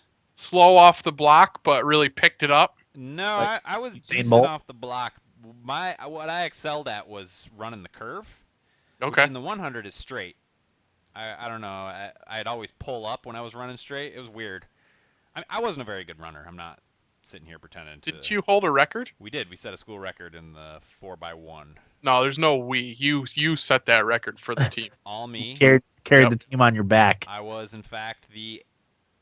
No, Were I you was the anchor? leadoff. I was not the anchor. No. Oh, so you got him out to a blistering start. I sure did. Yeah. Okay. But no, yeah, I ran a good curve in the 200, so that's why that was my best event. Nice. I don't know. 400 sucked though, and then like 800, I never did because I was a wuss. But 2 laps. that's a sprint too, just for twice around the track. The whole time. Yeah. God.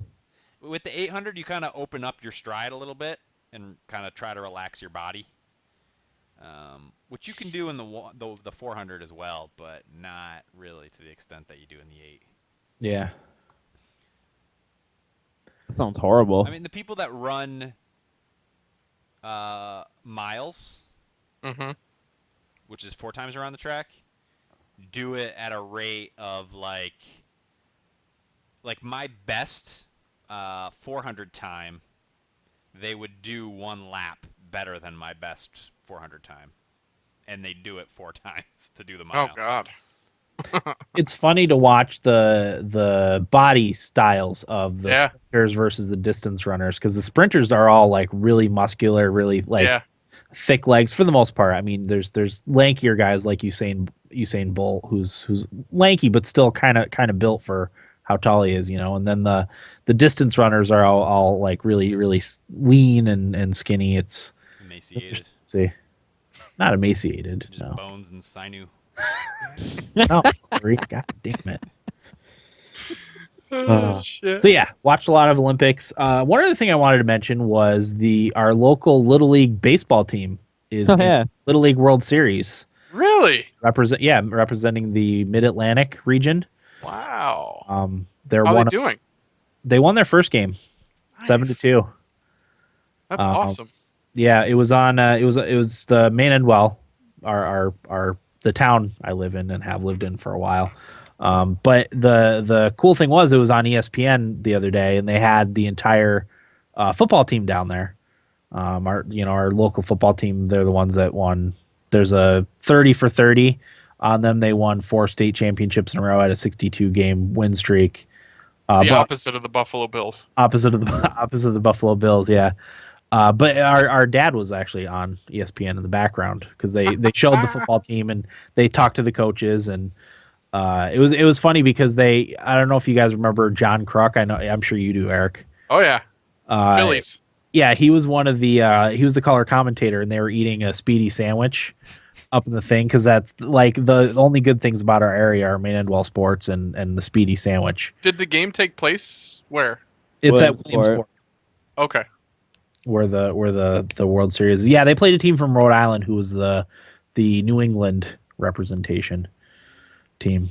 So Beat the snot out of them, of course. 7-2.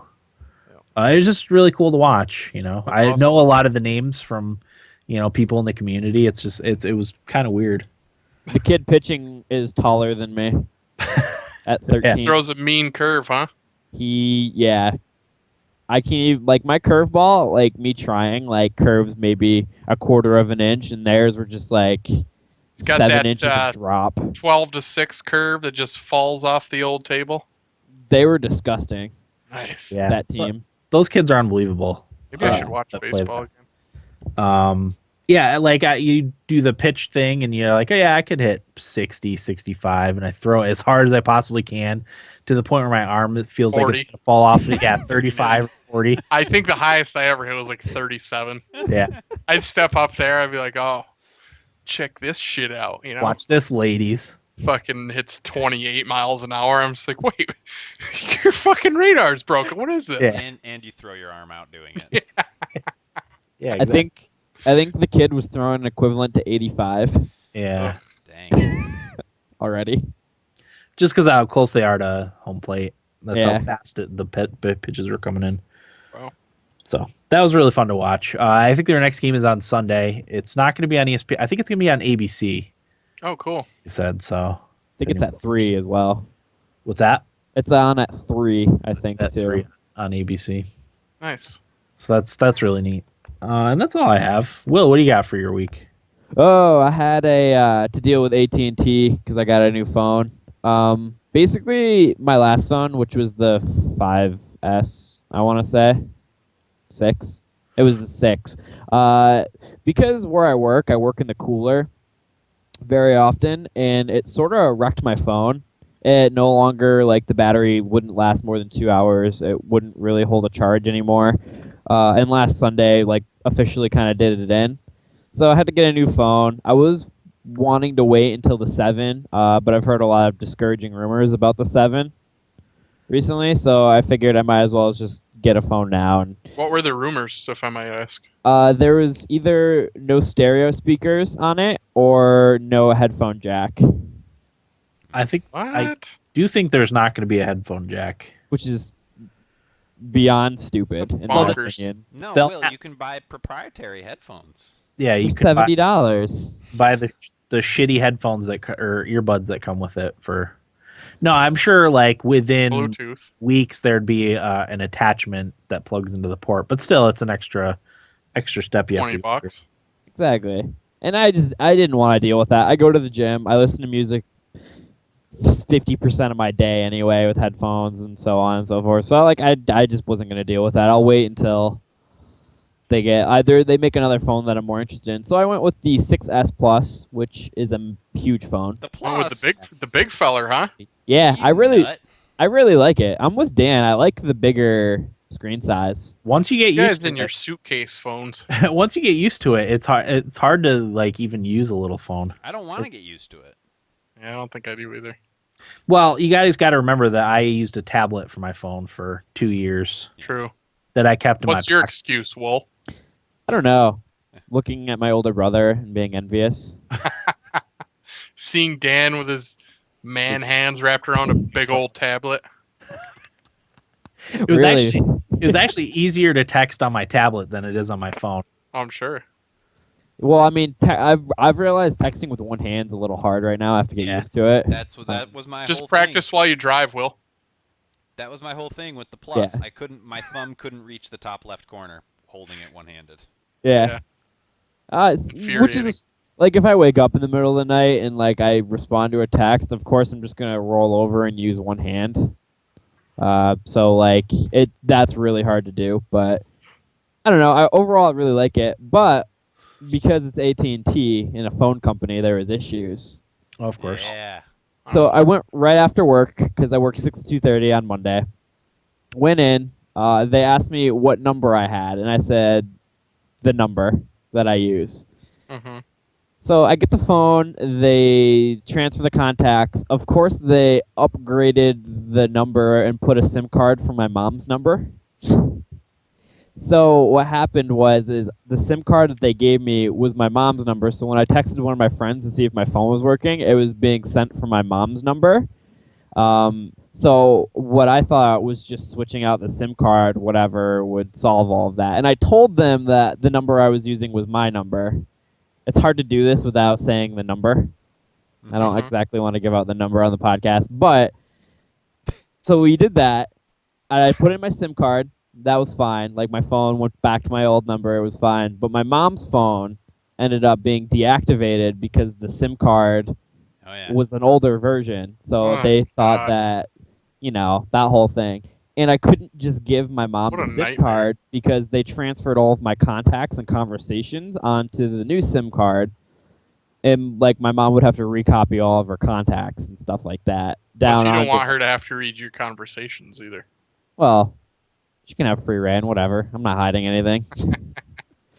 so, so that wasn't an issue. So we called AT&T to get this sorted out, Ugh. and the help desk, like for AT&T, does literally nothing. All they did was kind of give my mom a hard time about being the account holder and not having the right password for starters. Oh my God. And then- I'm growing mentally tired just listening to this. Well, and keep in mind, like, I just got home from working all day. I Yeah. got home from the gym. I was tired. All I wanted to do was sit down and play No Man's Sky for the rest of the day. Nope. Second Had to had to go back into town, but they said they couldn't do anything. They couldn't, because you know what, Corey, when you used to upgrade your phone, that you could just call them from another phone and they send out a signal to activate your SIM card. Yeah. Apparently, they didn't want to do that this time. Mm. So they said, we have to go. You have to go back to the store, both of you, and get your new SIM cards in your phone. Ugh.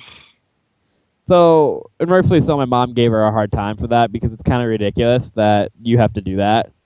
Plus, She's you like, live how far away? It's like 30 minutes to get to Yeah. where we needed to go. She's like, it's like 25 miles away. Like, it's a 30-minute drive. Like, it's kind of ridiculous that you guys can't even do anything to help this. But we got no help, so we had to go all the way back into town.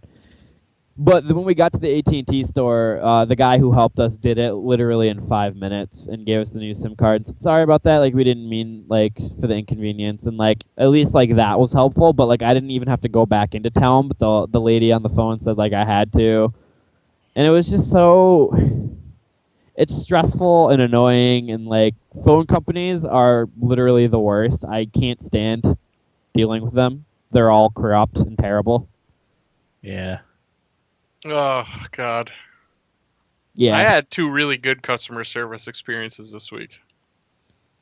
They're, You want to get when into you get what those- happened to us, Will? Yes, I want to hear it. Well, go ahead. You start. I forgot. Oh yeah. So I wanted to play No Man's Sky all week, but couldn't. And Eric and I game share on the PS4, and we had literally no idea why I was locked out of every game. So this happened when I went to see Jeff. Yeah. So I thought it was because I unplugged my PS4 from the internet. So I thought maybe, because my account wasn't online or whatever, that was the issue. So as soon as I got to Jeff's house, well, it wasn't as soon because we went to dinner or whatever, plugged my PS4 in, and it still wasn't working. I was like, shit. So we couldn't figure it out. Will was Googling, Reddit it, everything. Couldn't figure out what the hell was going on. So first option was, okay, I'm going to use the live chat support so I don't have to call anybody. Of course, the guy gets my information, my email, all that stuff. He goes, oh, it looks like you have a U.S. account. I can only help New Zealand and Australia. What the fuck? Did they make that clear anywhere when you went to like log? No, of course they didn't. That's dumb. So he goes, here's the number you can call. So I was like, all right. So I call, and the guy that I talked to on the phone was great. I don't remember his name, but he was awesome for Sony. He was kind of shooting the breeze with me a little bit, telling me how long his day was and shit like that. But so I said to the guy, I go, listen, I don't know what's going on because, we have everything set up the way it should be. He's not able to activate my console as a primary because it says it's already activated on another console. And I said, but it's not mine. I've checked. I go, the only possibility is that somebody's hacked into my account. And he's like, yeah, I'm sure that's not what it is. Oh, sure as shit, that's what it was. Somebody hacked my PSN account and put my console as their primary so they could play my games. Luckily, my credit card is not attached to it. They could have purchased something with my PayPal, but they didn't. So Will and I have come to the conclusion that since they didn't purchase anything, they must have just wanted to play No Man's Sky because it was the day that came out. Yeah. And they said, this guy probably bought No Man's Sky. It's not a coincidence. So anyway, the guy on the phone was great. He reset my email, reset my password. Everything was fixed within, 2 days probably? I think I checked the next day, and I could activate it as the primary console. Yeah, he told me I was going to get an email saying that the deactivation had occurred for the other console, but I never did. But I don't know. Hey, as long as it worked, right? Yeah, I'm assuming it's all good, but so that was my first customer experience. And again, I've talked about Ting before, but their customer service is fantastic there for their internet. So I'm jealous that you have Ting. well, it's not doing me any favors right now. You guys are choppy as fuck right now. Really? Yeah. Because our internet can't keep up with yours. It's happened 3 or 4 times. Huh. Yep. Okay. What about you, Corey? My week? Yeah. Man, I don't know. I don't have much to say. I really don't. Been busy getting Back back from vacation. back to reality. Ugh. It sucks.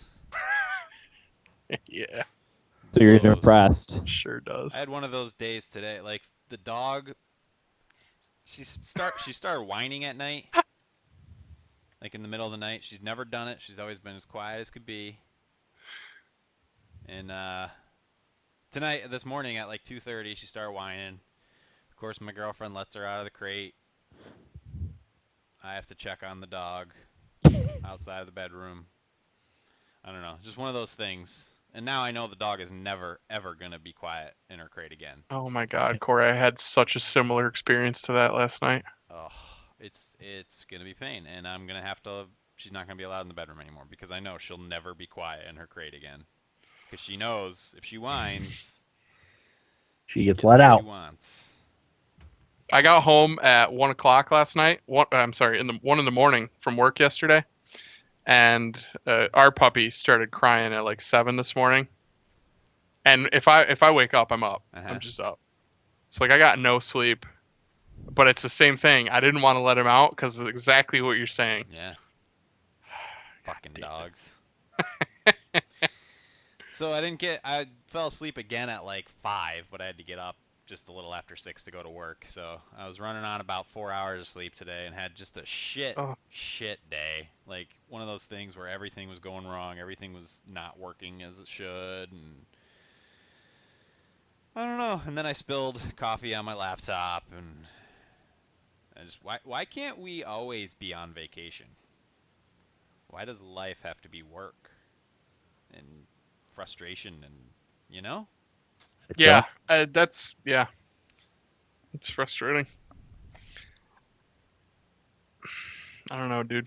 Yeah. I really have nothing interesting to talk about. Okay. Well, we'll take a quick break then, and we'll be right back with what we played and feedback. All right. All right, I'll be right back. Okay. Comes for Yeah, me too. conversation. I feel like I watched a movie or something. No. I watched Left Behind, the Nick Cage movie. The Left- airplane. The Rapture. All that stuff. Oh. Huh. Yeah, I think I remember seeing commercials from that a few years ago. It was bad. Was it? Oh, yeah. Oh. Watched it in the car.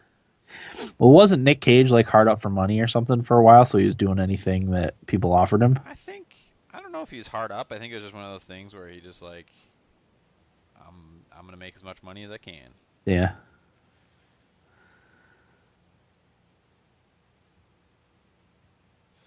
I got to get a drink or something. I'm falling asleep. Zelda Breath of the Wild takes top award at Gamescom. Imagine that. Yeah.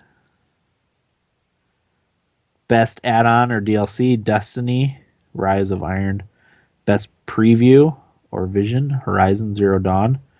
Best booth, Mafia 3. Best PS4 game, For Honor. Best Xbox One game, Sea of Thieves. Best Wii U game, Legend of Zelda Breath of the Wild. Best PC game, For Honor. Best mobile game, Mario Party Star Rush. Yeah. Now we're talking. Best RPG, Final Fantasy 15. Best racing game, Forza Horizon 3. Best action, Battlefield 1. Best simulation, NBA 2K17. Best sports game, Steep. Best family game, Skylanders Imaginators. Best strategy game, Sid Meier's Civ 6. Best puzzle skill game, Dragon Quest Builders. Best social game, Gwent. The Witcher card game. Best casual game, Battlezone. Best multiplayer, Sea of Thieves. Best virtual reality, Wilson's Heart. Best hardware, PlayStation VR.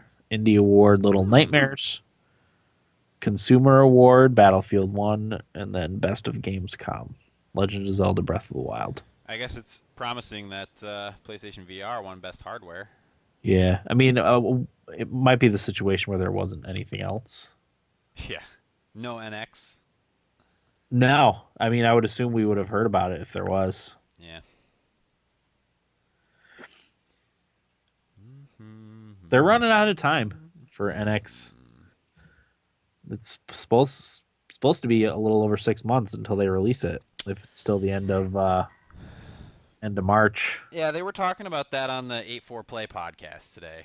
The they're the localization company that has the podcast. Yeah. That's pretty interesting. They're saying how they hope the reason they haven't talked about it is because it really is so impressive that it could get stolen. Yeah. So innovative and so, I don't know. I hope so too. Yeah, that would be nice. I don't think that's the case, but No. I hope that's the case. Yeah, I don't know. I mean, I think it's cool if it does end up being a mobile thing that you plug into a console to play on your TV. I think that's a good idea. Yeah. As long as it has physical controls. I don't want any of that crappy touchscreen controls.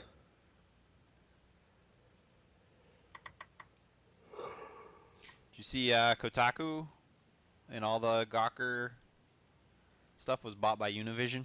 Yeah, Gawker itself is shutting down, and Univision is only keeping up a few of the Gawker sites. I think all 7 of them. Is it, except for Gawker? Yeah.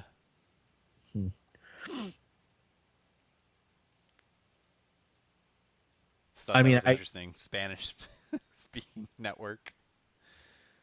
Yeah. Yeah, that is weird.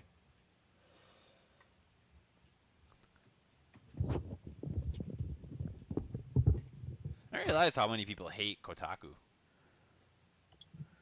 There's a lot of Corey, is hate your for phone it. working? Yeah, why? Nothing on my phone. Like, I keep on getting cannot find server identity. I can't send an iMessage. I can't connect to Snapchat, Mail, Instagram, Facebook. You have an update? No, it shouldn't. Did you get my You are- text? You already broke your new phone? No, I didn't, Corey. Oh, Will, I wanted to recommend to you a life-proof case. I ordered an OtterBox. Oh, same company. Still guaranteed. Sweet. But it's nice. Well, the one I have is waterproof. I don't know if Mhm. I mentioned this to you guys, but I called them because I had some issues with it, and they just sent me a brand new one. Nice. Just like that? I had to pay $5 for shipping, but it's like a $70 case, so it's worth it. And if I have to do that every, 6 months or whatever, Yeah. can't complain. There he is. There's a doggy. Coop. Doggy! What's up, dudes? He's cute. Do you call him Mr. Cooper, Eric? Nah, I usually call him Koopa Doop. Hanging with Mr. Cooper. Remember Koopa that? Doop. Yeah. I Hanging. completely forgot about that show until you just said Mr. Cooper. Yeah, everybody forgot about that show, damn. That's a great show. No, it wasn't. It was. There was nothing else. It's true. I talked about this with Full House the other day. The TV was bad back then. Full House is Very terrible. bad. Easy. There was a handful of good shows back then. Dragon Ball Z. I mean, like things like everybody watched. You know, Yeah. What did everybody watch then? Seinfeld. Seinfeld, Friends. Show. Yeah. Will, you ever get into Metallica at all, or not really? Not really. I don't listen to that older music that much, to be honest. New album coming out. I heard that they put out a new song, too. Yeah, it's great. I heard a new Green Day song on the radio the What? other day that I actually liked. Bang Bang? Bang Bang, yes. Yeah. I hate the title of it. I actually liked it. Let's see, is that Is available it for me here? is it a new single or something? Like, or is that from a new album? I don't Yeah, even know nothing about. New album, I think, in November, I think. Is what Okay. it was. Yeah, actually, I was like, what? Whoa. I like this song. It's weird. I haven't liked anything from Green Day in a very long time. It's weird that we are getting new music from Green Day and Blink-182, 2016. Yeah. What decade is it? Metallica. Weird. Metallica. Metallica.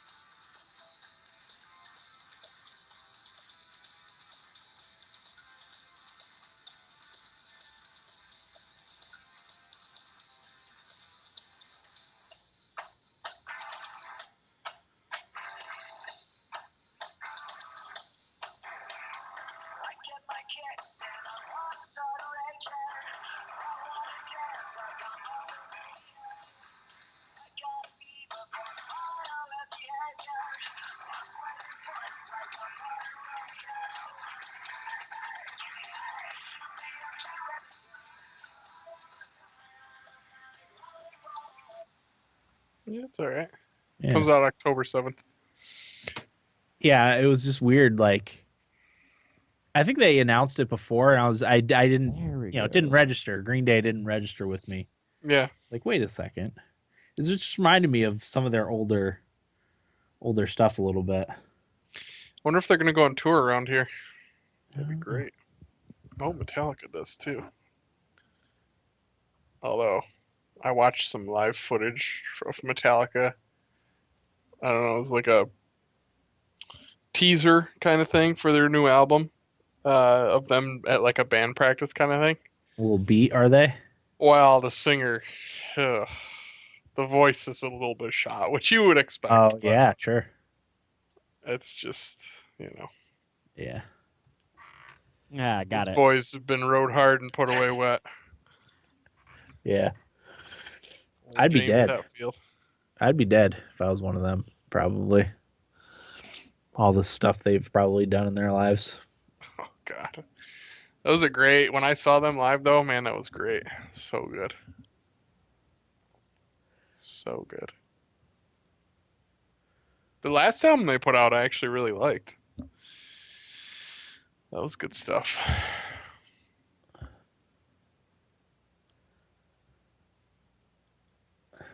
Come on, Corey. God damn it. I want to go to Taco Bell. Let me get the feedback together, Dan. I still got a lift. What? Hopefully Corey and I are going to play Rocket League. It's arm day. I can't miss it. You can miss arm day. You can't. Yeah, skip just leg don't day. skip leg day. I actually really hate arms and chest. It's my least favorite days. You're driving over to the gym tonight? Yeah, I have to. Oh my God. How What late time is is it? that open? Oh. 24/7. Oh. I wouldn't mind going there at like 1:00 in the morning. No one was there, or is there people there? Depends. It's not a lot. It's like maybe 2 or 3 people. Probably like nurses. Yeah, people who work weird hours and stuff like Yeah. that, or people who like don't want to lift during the day, which I don't blame them. People from the fire station across the street, Mm-hmm. because I think they have to have someone there 24 hours a day. Oh, really? I think so, Ugh. because I think it's one of the more main ones. There's some like satellite ones that I don't think there's people at all the time.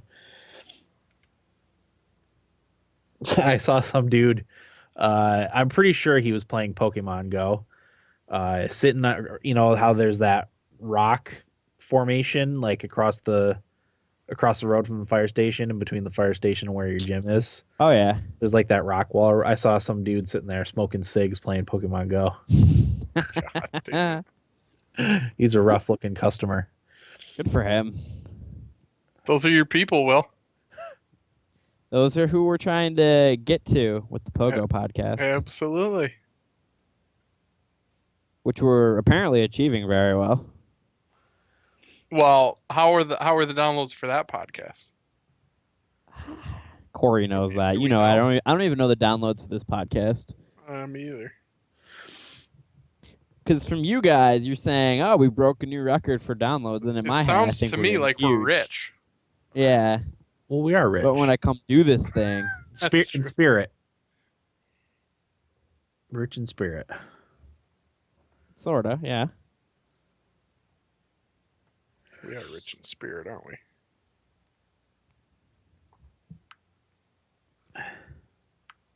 Rich Haskins. Ugh. What's the matter, Dan? I just hate the thought of Newark Valley. I hate the idea of Newark Valley. We forgot to talk about the corn maze Oh yeah. during our weeks. What is Corey taking a dump or something? Probably getting yelled at. I did that earlier, and I got back faster than him. I mean, I fully willing to admit I take my sweet time.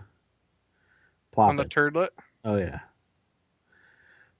Yeah, but you usually don't have a podcast to record. No, you're right. In the It's middle. only when I have nothing else to do.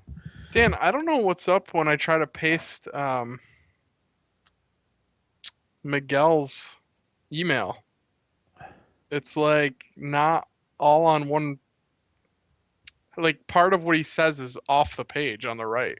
Really? I wonder if it Yeah. has anything to do with it's sent from a business email, maybe. I don't know how to fix that. I mean, I can just call that up if you You just want. want to read it? Okay. Yeah. Is there only the 2 emails? Because I can even just go into our email from our. Okay. Just do that then. Yeah. Do we? Hi guys. Hey, Where do the we hell have? have you been? Do we have Tito last week I got that 2 was beers. related? He said not to read it because it's no longer valid. Oh, okay, gotcha. Maybe we should read it just for fun. For S's and G's. Yeah. Corey, are we playing Rocket League tonight? Or... I don't know. Come on, dude. I don't want to, man. I don't want to do it. Why? You don't want to open that can I of don't worms. want to know. Please? Eric, it's an Ooh. addiction, man. What are you enabling my addiction? Yes. Mm. Absolutely. Jimmy VC Street, Corey. Yeah. Guy's a fucking turd. I'll play if you, you know what's- rename your Steam name to Jimmy VC NYR. You know All what's right. funny about the whole Jimmy VC thing is he is involved with all of our teams in one way or another. Yes. I said that to Only Dad. 3 NHL teams are only, three NHL teams are all happen to be our teams that Yeah, he was that's funny. involved with. He made the right choice. Yeah, he Out really of the did. 3? Whatever. That's debatable. I hated Buffalo's him the until greatest city on yesterday. earth, so. Actually, I hated him until I checked my phone at like 5. It was funny. Never mind. What? What? Come on. You guys listen to the Beastcast? No. Not yet. I just started it. I think it might have been last week's actually, where Alex said, "I know there's a big difference between Binghamton and Buffalo." Oh, yeah, I did listen to that. Yeah, I thought it was funny. Because they were talking about upstate versus western New York because somebody emailed and corrected them. Yep. That's right.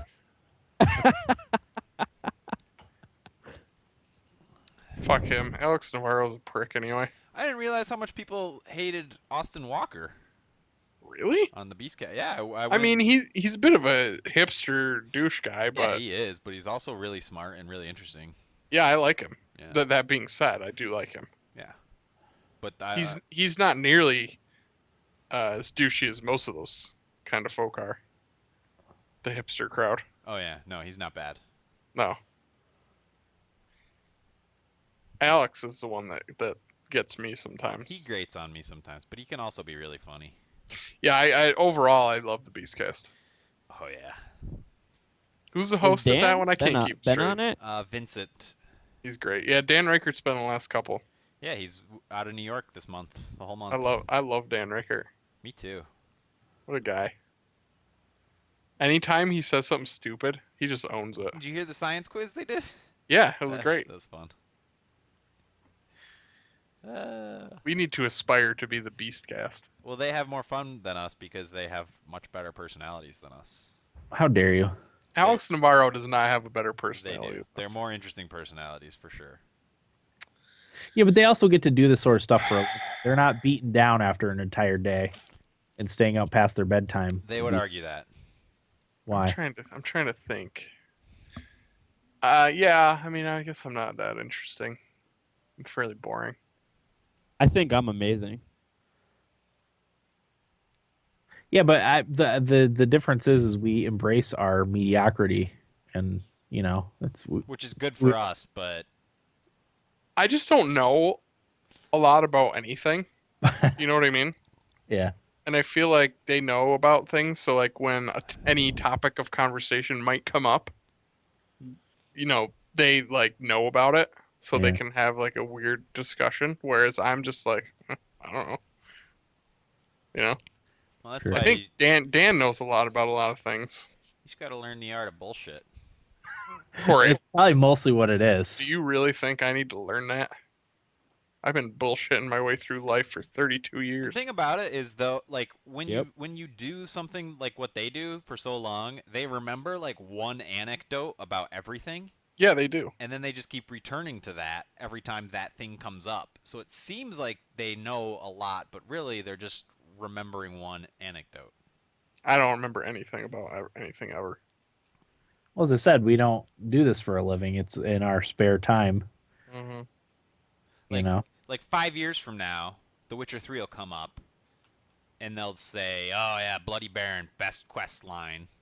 And if you lived through it, you know. But if you didn't, it just sounds like, wow, they just pulled that out of their ass like that. You know what I mean? sure. Yeah.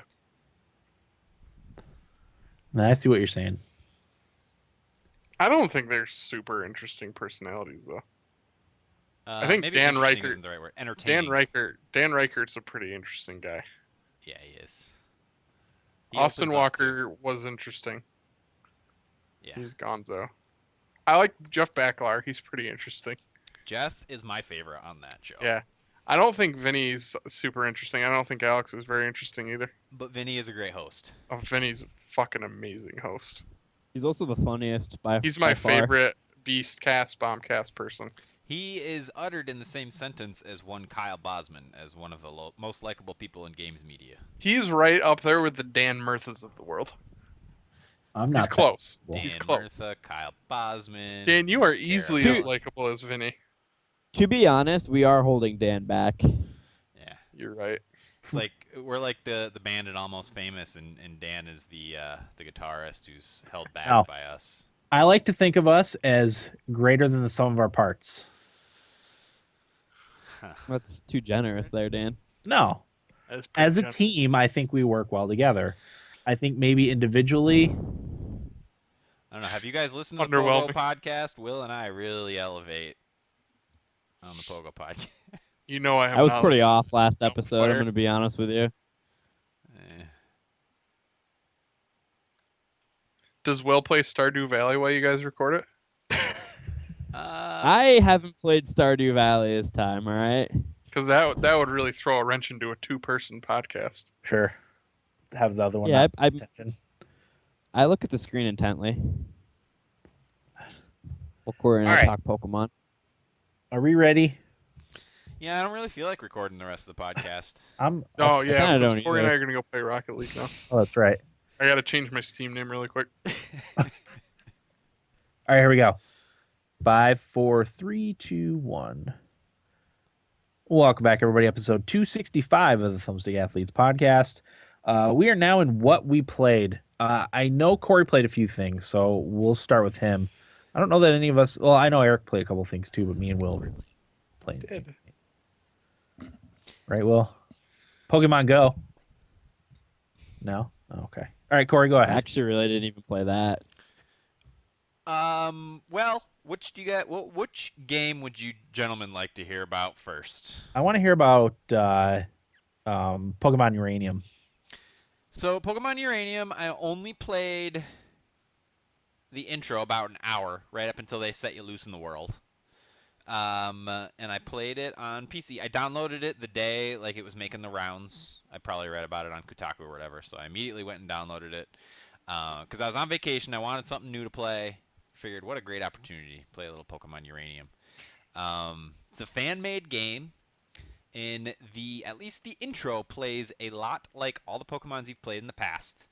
You start in your bedroom, you go to meet the professor, you're there when your rival's there, and you both pick a Pokemon together. And then you fight each other to just see how your Pokemons work, and then the professor sends you out into the world to research a bunch of stuff. The biggest difference is you don't choose your Pokemon, your starting Pokemon, in Pokemon Uranium. You're asked a series of questions, and it gives you a Pokemon based on how you answer those questions. That's kind of cool. I actually like that a little bit better. It is kind of cool. It's sort of like the beginning of Fallout. Fallout, where they ask you personality kind of stuff and Yeah. correspond your answers with the type of Pokemon that best suits you. I can't remember the specifics of my Pokemon. I got the Cheernix or something like that. I don't know. Chip Chernick. Cherneri. Chippery, Chippery. That's what I was looking for. Thank you. Chipwitch. The Chipwitch Pokemon. Chipwitch. So that's a major difference between that and the rest of the games. Also, the rival that you are paired against is a whiny baby, and I don't know if that's them kind of poking fun at Gary. Gary or what, but that's a stark difference. Like, he cries. and you go to his house, and his dad tries to confront you about it, but then he realizes his son's being a baby, and then he yells at his son. It sounds like the person that made this has some daddy issues. Yeah, that doesn't sound like something that would happen in real life either. It's no, but the like for a fan-made game, the writing is so good, and it's funny because the other big game I played this week is another fan-made game, the Enderal conversion mod for Skyrim. The writing is incredible for the most part. It's just weird to me, like it's like we're in like post indie age where like Post video game. like these fan-made games are just as good as their inspirations. Do you think it's because that they can take risks that maybe like the Pokemon company can't take, or that Bethesda can't take? Is it that? I mean, that's a big part. I think Pokemon. How long was Pokemon Uranium in development? 10 years. 10 Yeah, years. That's a long time. So a lot of refinement, in Yeah. other words. Yeah, exactly. I mean, the engine is old. I mean, it looks We like were 22 when it started development, Dan. Man, it's- those are my How those about are, that? those are my drinking days. Those are your golden years. Will was Could in you- middle school. Yeah. Oh my god. I mean, could you imagine No Man's Sky with 10 years of development? Well, the something to developer, do. one of the developers of Uranium herself, she was how old when she started doing it? Young. 12. 12? What? I don't know. She was young. I remember reading that and being like, holy crap, like way before I could ever think about doing any kind of game development. All I was thinking about was like frozen chicken cordon bleu Yeah. and Food. Mountain Dew. Yeah. And like puberty stuff, No. No, not even. Nope. Just Corey. Food and drink. Just food and video games. Yeah. Yeah. But yeah, and then I got out of the world and got killed by a wild, or like might as well have been a Weedle kind of Pokemon, and I was like, huh, this game ramps up the difficulty pretty quick. So I haven't seen a ton of that, but people seem to really like it. They're still developing it, even though they pulled it down. I'm not sure if they got a takedown notice or if they just preempted a takedown notice and took it down, because they had like the first day or first couple days or whatever, like over 1 million downloads. I'm still seeing it on the Pokemon Uranium website. Oh, maybe they put it back up. Are Yeah, you actually I- able to download it? I'm gonna download it right now, actually. Oh, okay. That's what I did before I went down because I mean- knew it would. I have the file too, if you guys, and it's okay to share. It's a free game anyway. Yeah. And you can also torrent it. The patcher won't work for me though, so I can't really. Oh, it update. says we removed all official download links for the game. Yeah. If you want, I can just email it to you guys. Or, Yep. Yeah, I'll send it to you. I could probably find a link somewhere, I'm sure. It didn't run great on my old laptop, but and I wasn't able to get a controller working. I used a keyboard, mouse and keyboard. But there's really not much else to say about it. It does. I like how they have like online components to it, which is really cool. It's just built into the PC game. Is it It's okay? neat. Here's my question: Is it PC only, or is it run on an emulator? No, it's just a PC game. You don't. Okay, Or do you okay. need? No, you don't need an emulator. Nope, just runs. Okay. Is it supposed to have controller support? Now I'm second guessing myself, and I don't have my laptop. That's fine. I don't It- recall. All right. Just a couple quick questions. Go ahead. I mean, that's really all I have to say about it. I like the premise. Irradiated Pokemon. That is cool. And the game starts. I love nuclear stuff, like nuclear reactors and Chernobyl and all that stuff. I don't know why I'm so fascinated by it, but it starts with like a nuclear meltdown, and there's one scientist that stays behind, and sort of this mythical character that I assume you'll eventually meet up with at some point. It's like, oh, everybody got out, but except for Dr. Lucia or whatever her name is. I don't remember. So I like the whole setup for it. I'll probably play it more. I kind of wish I had it on iPhone or something. Yeah, that Rather would be. than having to sit down at a computer to play it. That's why I was hoping. That's why I was hoping it ran on an emulator. I can imagine at some point someone will get that to work, but I bet you people have gotten it running on like Android tablets and stuff, which would be awesome. yeah. So yeah, that's Pokemon Uranium. Enderal. Let's hear it. So this is, as I mentioned before, the total conversion mod using the Skyrim tools. Um, Originally released in German a couple weeks ago or something like that, and I was waiting for the English version, and that just dropped earlier this week or late last week. I don't really remember. It's awesome, and I'm not using that word like I'm not just throwing that word around. It's really really well done. I'm super impressed. Yeah, it's a little rough around the edges here and there, but like it's very polished. The level design is incredible and in a lot of ways more interesting than what we got in Skyrim. Part of that might have something to do with Skyrim came out 5 years ago, 4 years ago, 5 years ago, 5 years ago. Yeah. almost 5 years ago. Yeah, so obviously people's PCs are up to a little more heavy design stuff.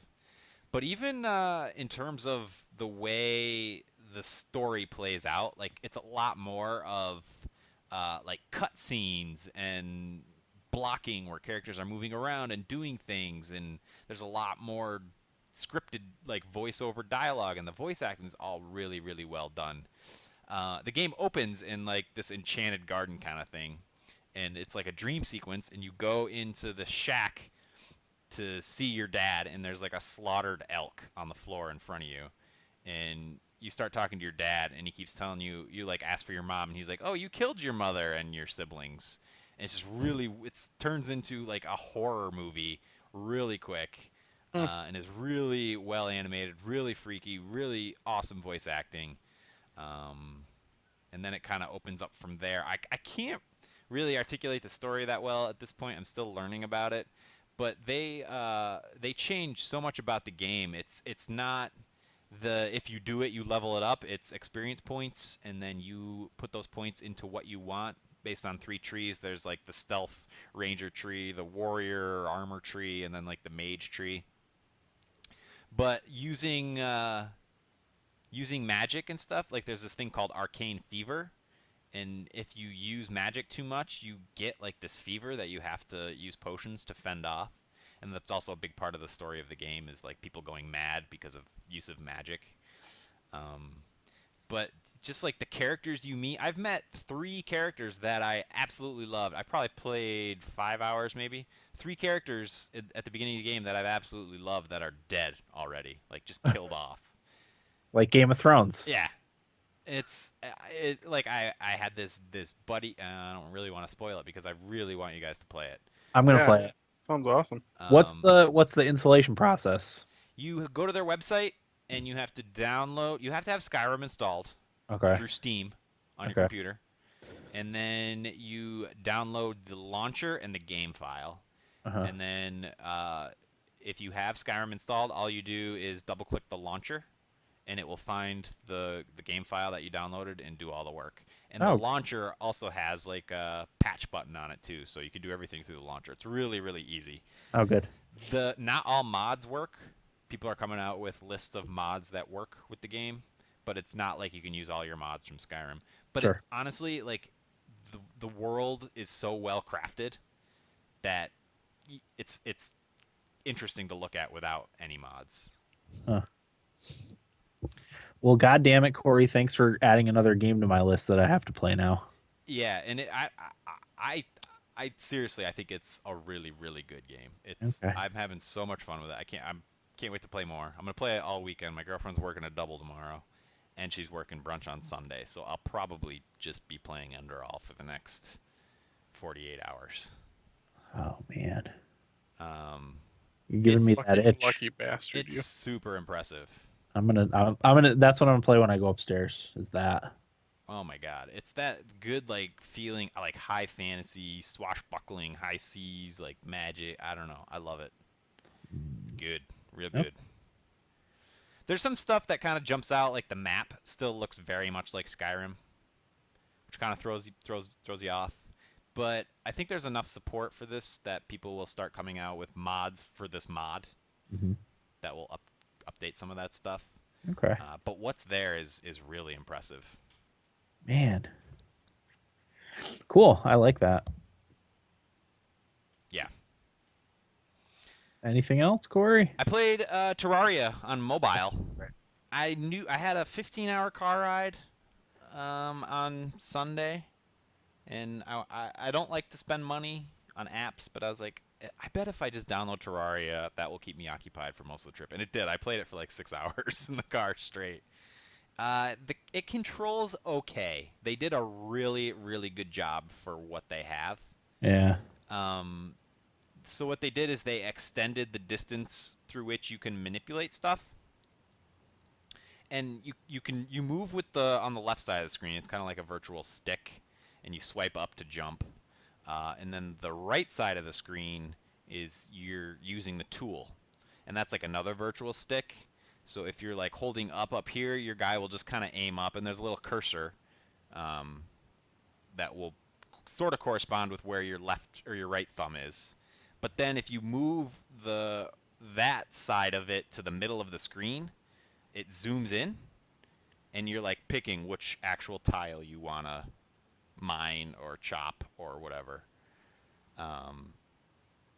And it works for the most part, except when things get crazy, like when you're being attacked and trying to avoid like lava and trying to jump places and trying to use the hook shot and all that stuff. Like once it gets to that point is when it doesn't really work.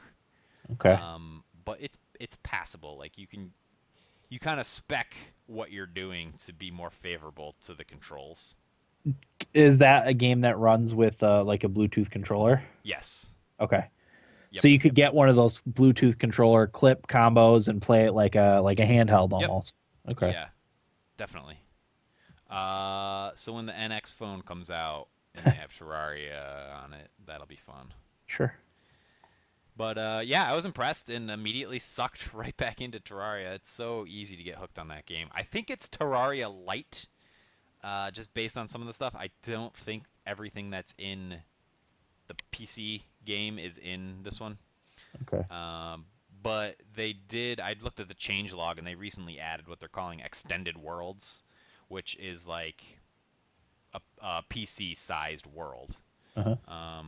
Maybe a small PC-sized world, because I was able to traverse it pretty quickly. But I mean, it still has all the awesome items. I got the sprinting boots and the double jump pack and like umbrellas and stuff. And I built my little elevator all the way down to the lava, and I just equipped my umbrella and float all the way down to the bottom. Good stuff. Nice. And I sent you guys a screenshot of all my hard work. Yeah. Yep. 6 hours of hard work. Mm-hmm. I love that game. It's very good. Okay. We gotta play. Get the mobile version. Apparently it's easy to link up, play online. I don't want to play mobile though. All Oh, right. you got your big laptop in your pocket now. Play Starbound to together, go. Will. I do want to play Starbound. I was gonna suggest we do a little Starbound. Let's do it. I'd be into that. I'd do that over Rocket League. What? I don't want to get back into it, man. What the fuck, Like dude? cigarettes. You're I just, breaking my heart here. Hey, I love New Corey.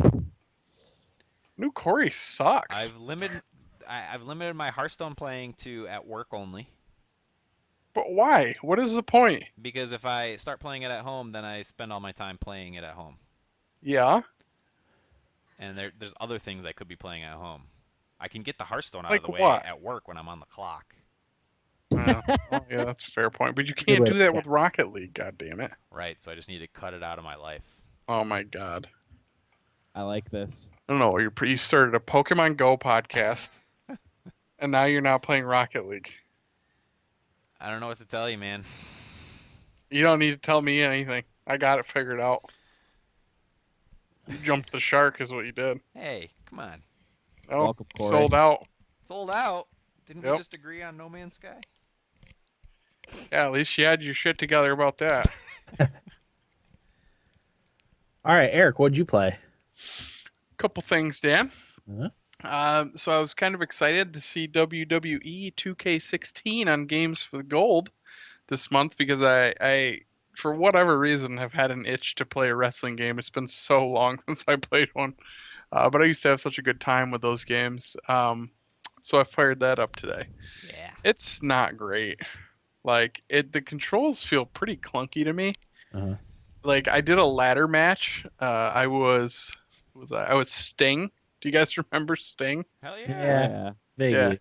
He looked like the Crow from the Mhm. movie The Crow. Anyway, I did a ladder match. It was a four-player ladder match, and I could not, for the life of me, figure out how to pick the fucking ladder up. Couldn't figure it out. The controls are a mess. To me, it just feels like it's a little more complicated than it needs to be control-wise, and that could just be because I haven't played one in so long that I'm just not used to it. Yeah. But they also don't feel very responsive. I don't know. Okay.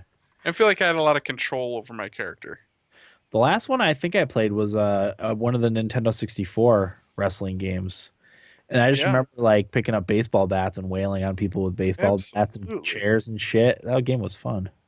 Yeah, the ladder it was super janky. Like when it was in the ring, it just was like all over the place, moving around, and it was weird. Was it Um, was it well received I critically? think it was like a 7-ish. Average. Yeah, like an average kind of game. Okay. I don't know. I might play it here and there with some of the older wrestlers.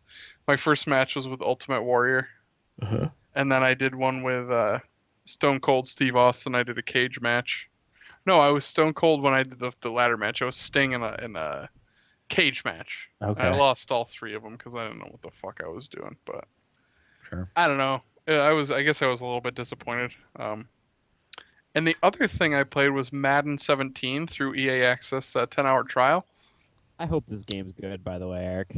Well, I'll tell you what, Will. One thing that they added that I really, really like is play the moments mode in your franchise. So what that does, it cuts down your game time. So they sell playing a regular game as you normally would as a 60-minute experience. Play the moments mode is they sell it to you as a 20-minute experience. So what it'll do is it sims the game until it gets to like a big moment in the game. So it'll stop it and say, you have a big third down. Would you like to take control of this moment? Or you're in the red zone and you really need points. Would you like to take control? Or the other team, if it's the end of the game, you need a big defensive stop. Would you like to take control? And you can either do it or not do it. Yeah. And it's pretty seamless. You just pop right in, take over, and then once that section of moments is done, it goes back to simming until the next one. That's awesome. I think that that was a really cool way to play it. I like that a lot. My only concern, and I only did one game of it. I played one regular 60-minute game and one moments game. My only concern is I hope that the statistics stay realistic. I know it's a dumb thing, but that always bothered me. Yeah. In sports games, like if you sim, like if your quarterback is thrown for like 78 yards. Yeah. Granted, if he's on the Bills, that's fairly realistic. Yeah, but Tyrod Taylor runs for all those yards. Yeah. So, here's the other thing. This happens to me a lot in FIFA when I sim games. I find that my players get injured a lot. So this was in one moments game alone. Okay. I had Reggie Ragland, rookie linebacker, who's actually got hurt in real life, is out for the year. He's out for 34 weeks. Tyrod Taylor and EJ Manuel both got hurt, so I had Cardale Jones going at the end of the game. Will, you know Cardale? Oh, we know Cardale very well. Yeah. So took the Bills down the field with Cardale, scored a touchdown to take a 5-point lead. Right. Yeah. Takes me to the moments of the last drive of the game. I'm playing the Jets, second week of the season. Yeah. Last play, Hail Mary, they fucking score a touchdown. Ooh. I go, this game might as well be renamed Buffalo Bills Fan Simulator 2017. I'm so sorry. I texted Jeff, I go, this game sucks, dude.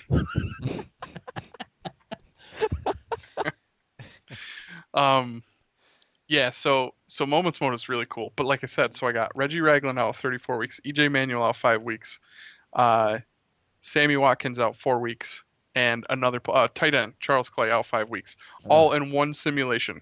Wow. One simulation that happened. So I'm nervous that it's like going to be an issue. You know what I mean?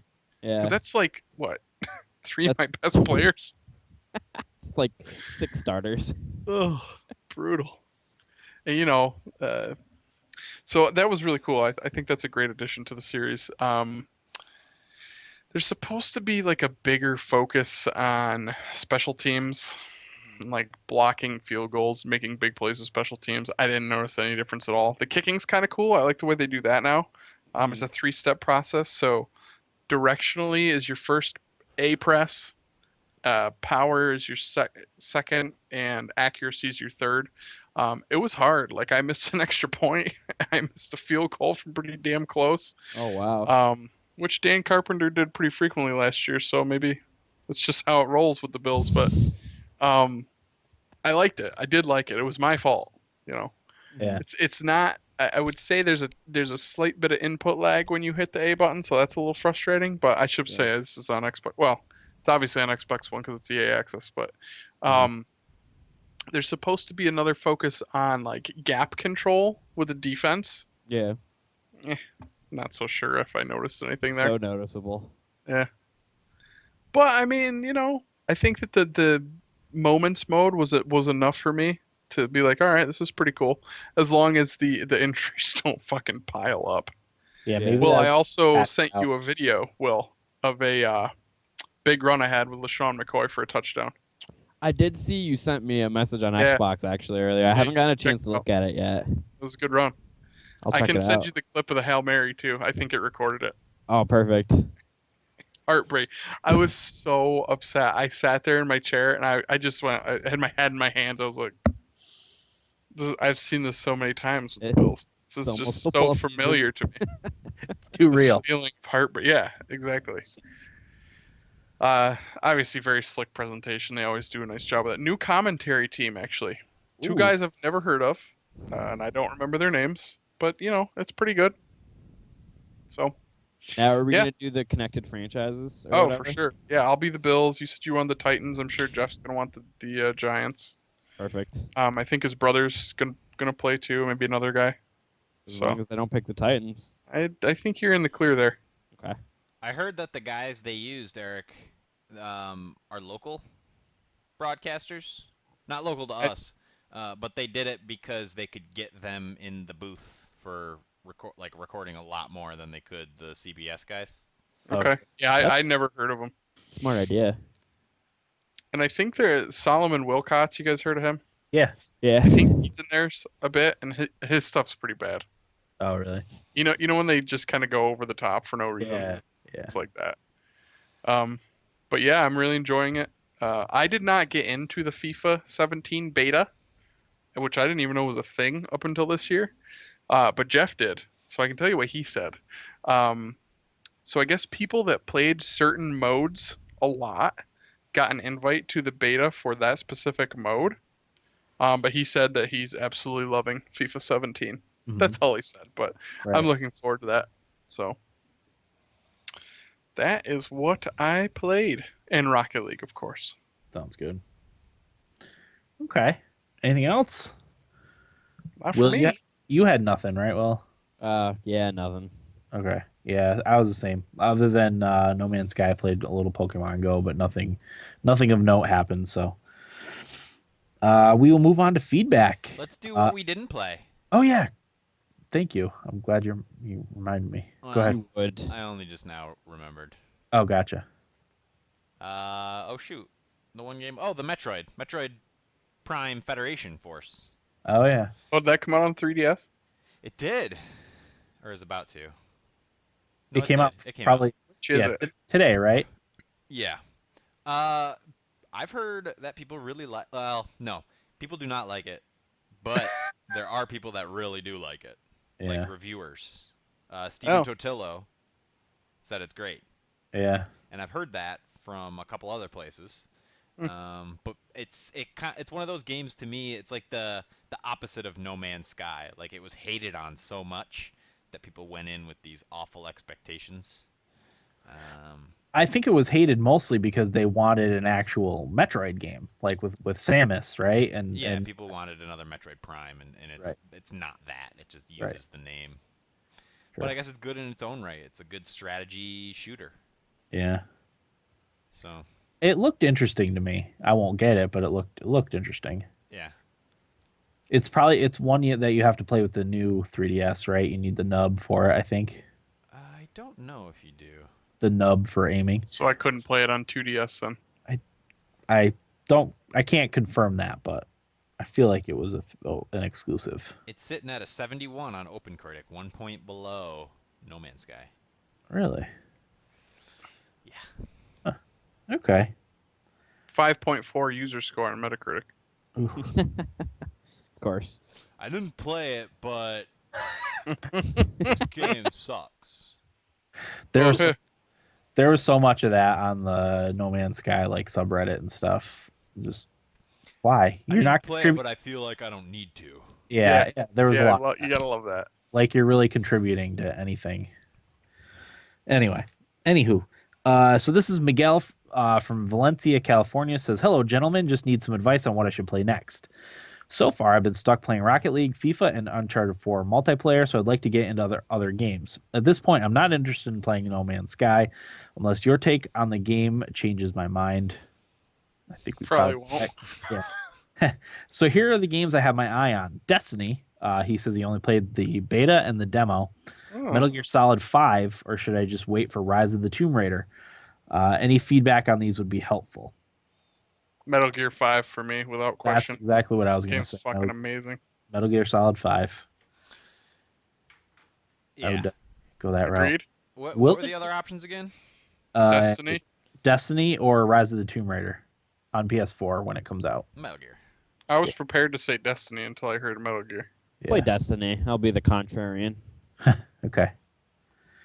I keep hoping Destiny comes out on PC. I probably would play it on computer. Dan, I'd buy it again to play it with you. I probably would too, honestly. Taking King stuff was so good. I had a really good time with that. And the new stuff they're adding sounds pretty awesome too. People seem excited about it. There's lots of content for it now, so. Turns out this game is actually awesome once they added stuff to it. Every time I go back and play it, I say, "Why did I stop playing this?" Exactly. Yeah. And then I stop playing it. Yeah. I don't know. Most games don't have staying power with me anymore for whatever reason. Yeah. We're always trying to move on to the next thing, you know. Yeah. Yeah. So what I've been trying to do is get my wife to play Last of Us Remaster, which she said she is up for, but only on one condition: if I go skydiving with her. Currently considering the option of skydiving, but honestly, I would kind of like to keep my death ratio percentage low. Well, at least until I play Final Fantasy VII Remake. I would be damned if I leave this earth not playing this game, which leads me to my next question. What game out there would you guys like to stick around to play before you kick the bucket? Now, it doesn't have to be a game. It could be a movie or your favorite sport, team winning a championship, or even an invention like flying cars. Anyway, that's all for me. Thanks again for the podcast. Avenger out. I'll get my obvious one right out of the way. I'd love to see the Bills win the Super Bowl before I die. Sure. What do you think chances are? Odds? I mean, with the health that I'm in, I don't see that changing. Probably not great. I like the angle you took with that. Oh man. I'm gonna go with like whatever Elder Scrolls game they're out, like Elder Scrolls 12. Game. Yeah, if I'm going game, that's probably what I'd pick too, Corey. Will's ready for the next Grand Theft Auto. I really want to see Jimmy VC raise the cup with the New York Rangers. You remember my prediction, right? Which one? Who will hoist the cup for the New York Rangers? Nobody. They're not gonna fucking win the cup. Did you say Jimmy VC? No, I said Antti Ranta. Because Lundqvist is gonna get traded this year. Yeah. Could you imagine? Did he get traded? No. Deadline deal. Him and Girardi to Dallas for. I can already see Jimmy being unhappy in New York and wanting out within a couple of years because he's a little bastard. How about this? Rangers trade Lundqvist to Dallas. Mm-hmm. 2 playoff-bound teams.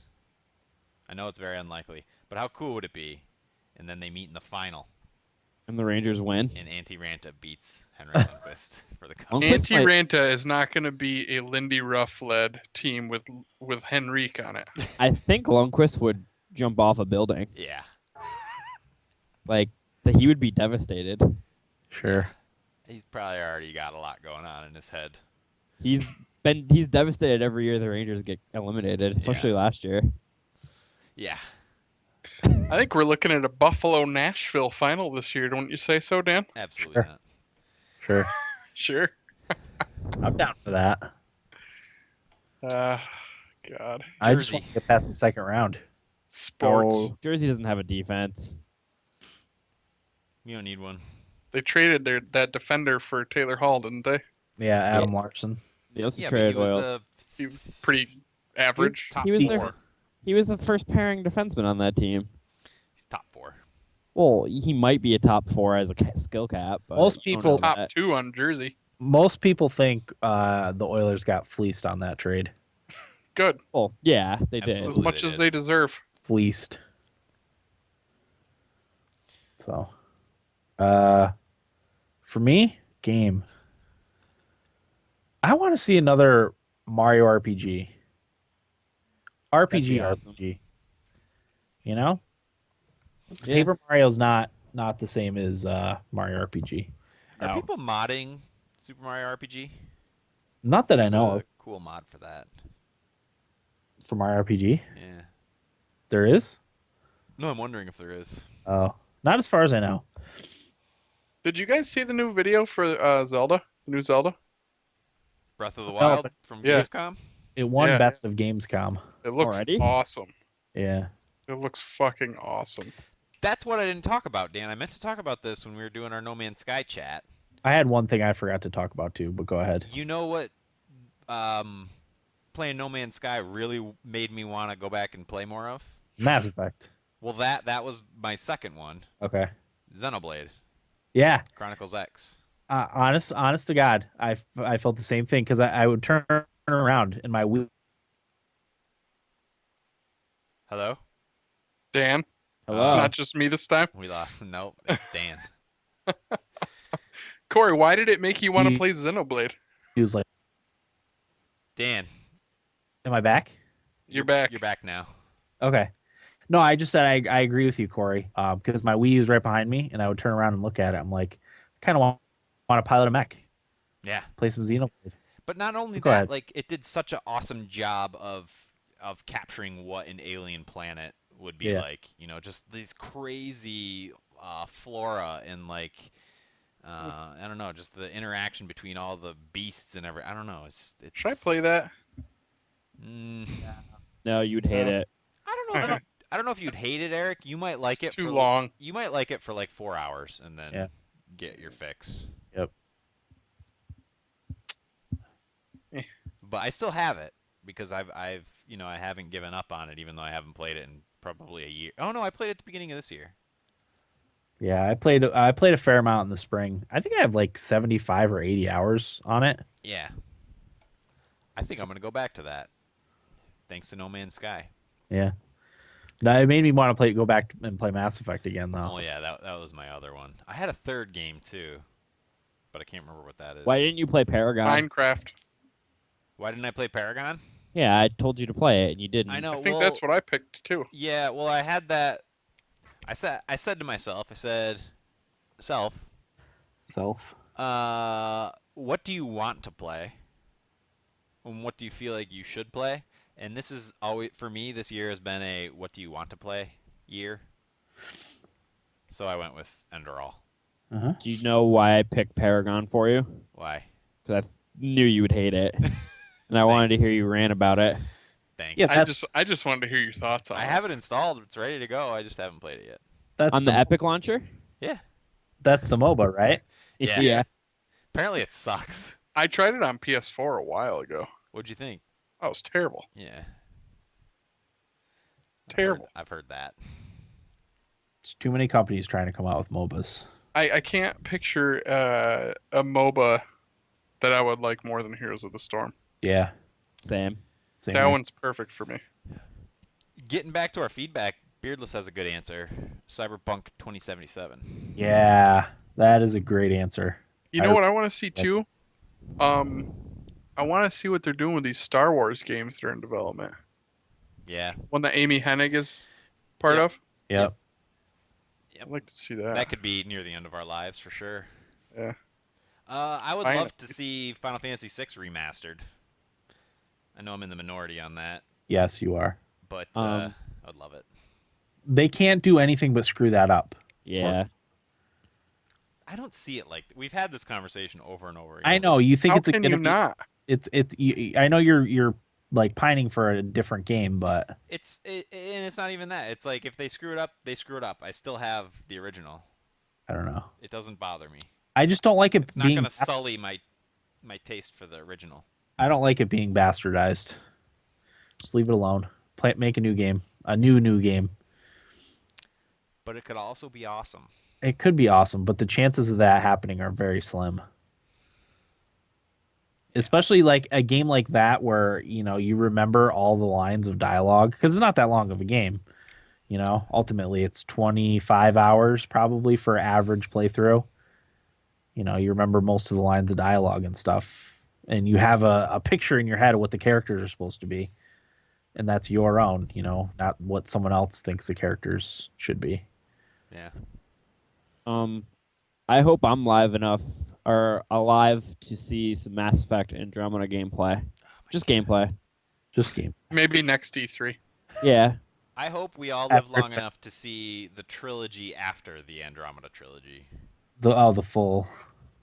Oh, the trilogy. Okay. After the Andromeda 3 games are done, then the next. What? Yeah. Okay. A lot of pressure on that third game's ending. Don't you think? Yeah. No. You know what? You know Not what's for gonna Corey. happen?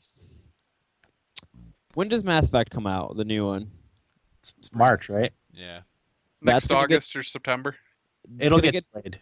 Yeah, it's gonna get delayed, and they're gonna put out the remaster. Yeah.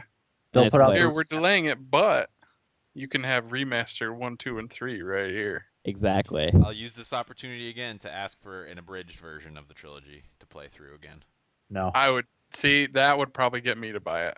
Oh, I'm certainly not going to buy the full. I don't Yeah. like abridged Shit. versions of anything. same. Books, movies, The no. option to play an abridged version. How about that? Nope. Not even Corey. the option, Dan, Jeez.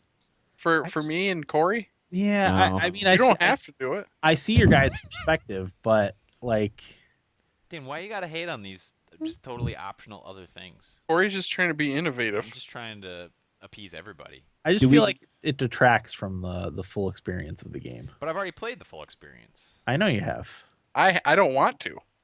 I know. Does a full remaster come with the abridged one?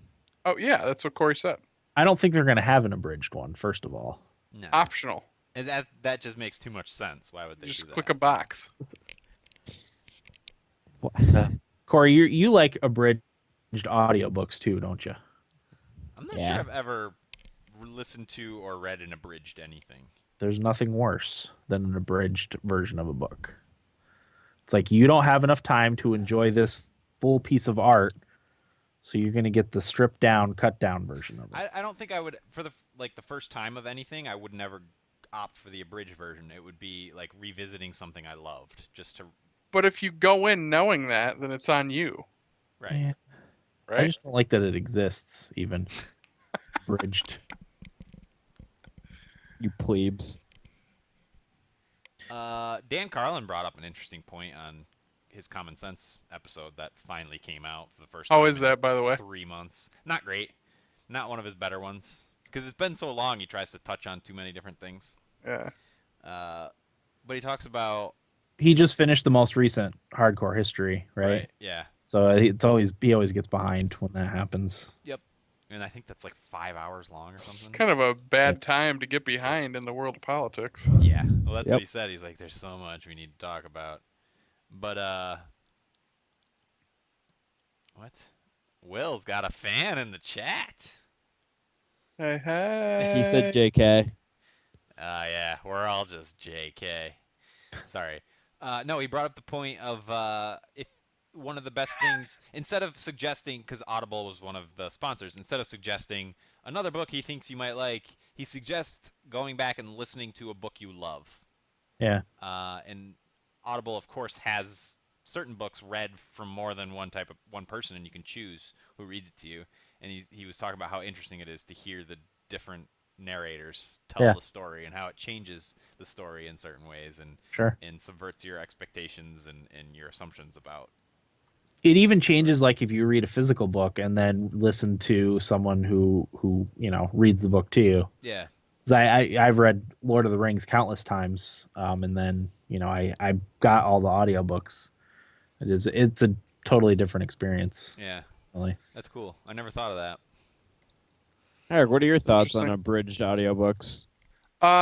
No, I don't think I'd like that. Only I'm video just games.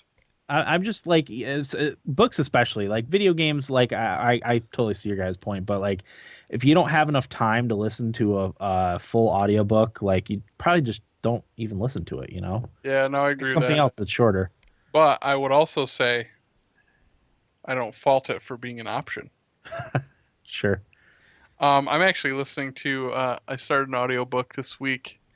Uh, do any of you like Amy Schumer, the Yeah. comedian? Yep. She just put out a book. I've been listening to that. It's all right. There are some parts I laughed at. She I don't know. There was some stuff I didn't really care for in it, but I don't really want to get into it. Sure. She doesn't do it for me. Oh, really? Nah. See, I find her pretty funny. Paula Poundstone. She's I don't know her. She's Don't know her. back in the day. I remember her from like the 90s. apparently you don't listen to Wait, Don't Tell Me. No, I don't. No. She's the one comedian on that show that gets me going. Nice. What don't you like about Amy Schumer, Corey? Just real quick. I don't know. It's almost like the I'm gonna do a really bad job of articulating it, It's all right. but like and I guess she doesn't even really do it as bad as like what's her name? Get in the camera. Thank you. What's her name? I don't know. Sarah What? Silverman? Sarah Silverman. The like shock humor. It's like, oh, I'm a girl and I'm talking about my pussy. Like, Yeah, see, I don't think she goes over the top Right. with that because I know what you're talking about. Yeah. You're right. She's not nearly as bad, but it's just like the little bit of that I'm just like, I just don't find it funny personally. I know a lot of people do, but it just doesn't do it for me. Yeah, that's not the parts of her comedy that I enjoy, I guess. I like her show. It's pretty good. Her I show's kind of haven't funny. seen it. Yeah, it's pretty funny. But anywho, neither Feedback. here nor there. Feedback. This one's from Idaho Jake. Hey guys, here's what I think of No Man's Sky. I'm really enjoying it. I like how the game starts out, except that I started on a toxic planet and not knowing what you need to do about anything sucked, but I got through it. I don't mind the grind of getting resources and trying to discover all plants and animals. I get excited every time I find an exosuit pod or a monolith. I think I know about 100 words in each language, and I find that really fun. I also like finding the abandoned buildings and wrecked ships. I love the exploration and how some planets are full of life or totally Mars-like, but I have noticed a lot of the animals look alike. This is a great game to play with your kids, watching because they notice a lot of the small animals that I didn't see. I agree with that, Jake. Where was I? I looked up. Oh yeah, I don't like the space combat or how you have to go into your ship menu to recharge a shield in the middle of combat. It could be fixed by just letting you press the touchpad to refill the shield when the combat is on. I don't like that the walk on a planet and flying in space is too slow, and I hate the high security planets. In the game, it tells you that if you shoot down one of the sentinels before it alarms others, that you are not in trouble. But every time I do it, it alerts the other sentinels, and that pisses me off.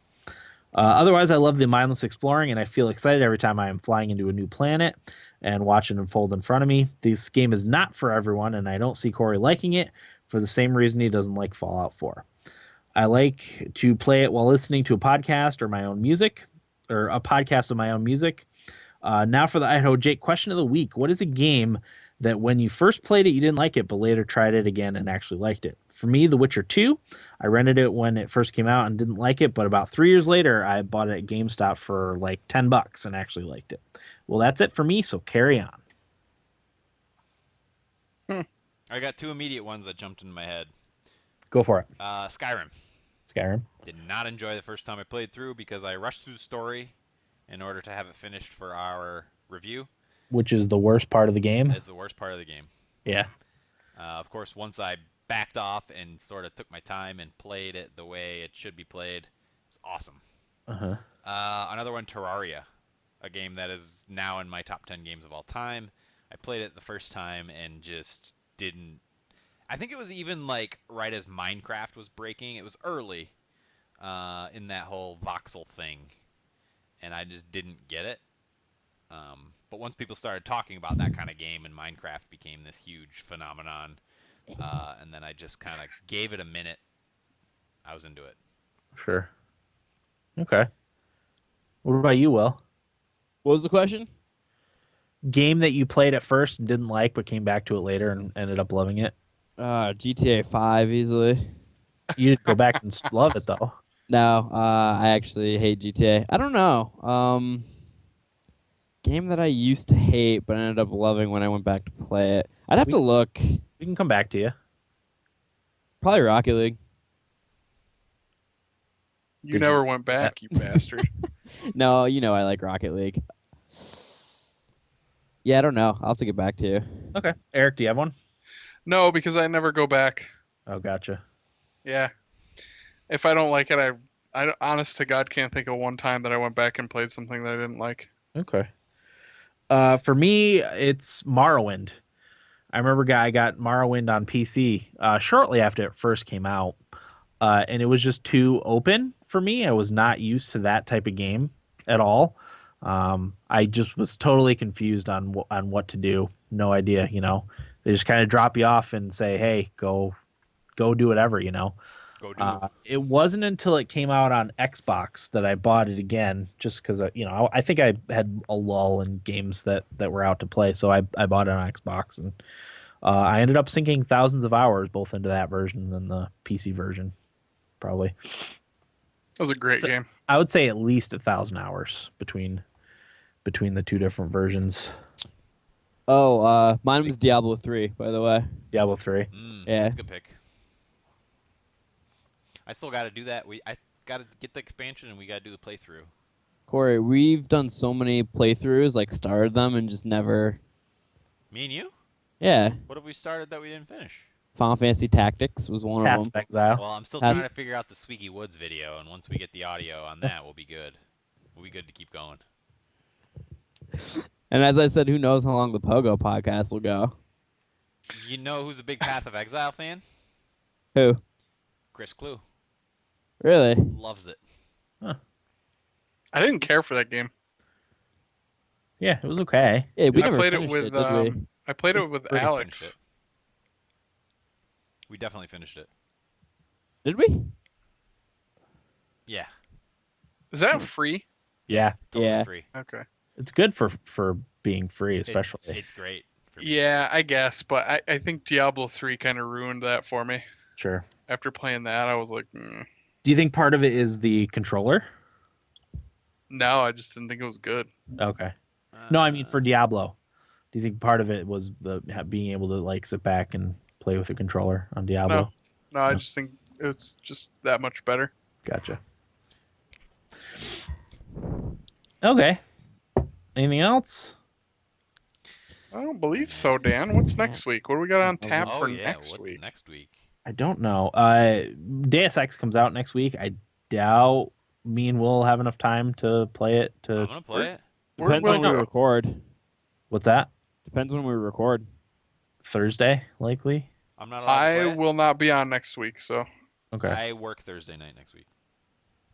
Maybe if we do a Friday, we could get enough time in. I'll have it beat by then. Will what are you? you buying it for, Will? Don't you start school? I thought I did, but turns out it's the 29th, so my availability for work started a week early. Nice. So I have Monday through Friday. Bitchin'. awesome. Why don't What you go system visit you your getting? brother? So yeah, you Oh my probably God, will I be. can. Tell you what, Corey, I'll come up for Monday, Tuesday. Let's do it. Wait. Next week? Yeah. No, I can't. Hang on. Well, what system you getting it for? I haven't decided yet. Honestly, if I might get most of my multi-platform games for my Xbox because I have more space on it right now. Okay. So like Deus Ex, and I have to look at all my games actually. I already own it too, so Corey, if you want to play my copy, it's there. Yeah. So I got my code today because I got it from Green Man Gaming. I'll probably preload it maybe tonight or tomorrow night. I'm very excited for Deus Ex. Maybe I'll have Enderal beaten by then. Doubtful. I wonder if it's a midnight launch. I'm hoping it is because that would be nice. It's been a while since we've had a good digital midnight launch. So yeah, possibly Deus Ex next week. That would be good because Eric, you're not going to play Deus Ex, right? I might, but I will certainly not be offended if you guys do that without me. Okay. So that's a possibility. Oh, one thing I wanted to talk about, and I forgot to mention this when we talked about No Man's Sky. I ended up playing it with a controller instead of How'd keyboard. that work? Much better. I played with a controller. There's really you play everything with a controller. But yeah, usually I can't play first person games with a controller.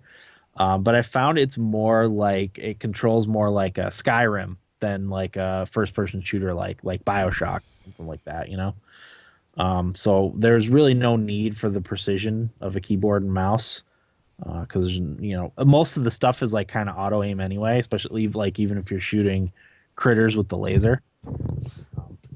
You just have to get in the area. So Yeah. The control scheme was a lot better laid out for a controller, especially like even navigating menus and stuff is just much easier with a controller than it was with a keyboard and mouse. I noticed that with the laser on the ship too, shooting. Yeah, It was like it's kind of auto aim. Yeah. Which kind of sucks, but I'm okay with it. yeah, you have to figure that a lot of that stuff is technology assisted. A lot of people complained about not being able to crash into things really with their ship, but it's a highly technologically advanced spaceship, you know. Yeah, right. We're almost at the point now where we have cars that won't crash into things. So, but anyway, anywho, I think that's everything, right? That's it. So we'll call it a pod. That'll do it for episode 265 of the Thumbstick Athletes podcast. I'm your host, Dan. I'm Eric. Will. Corey. Thanks for listening and get out of my basement.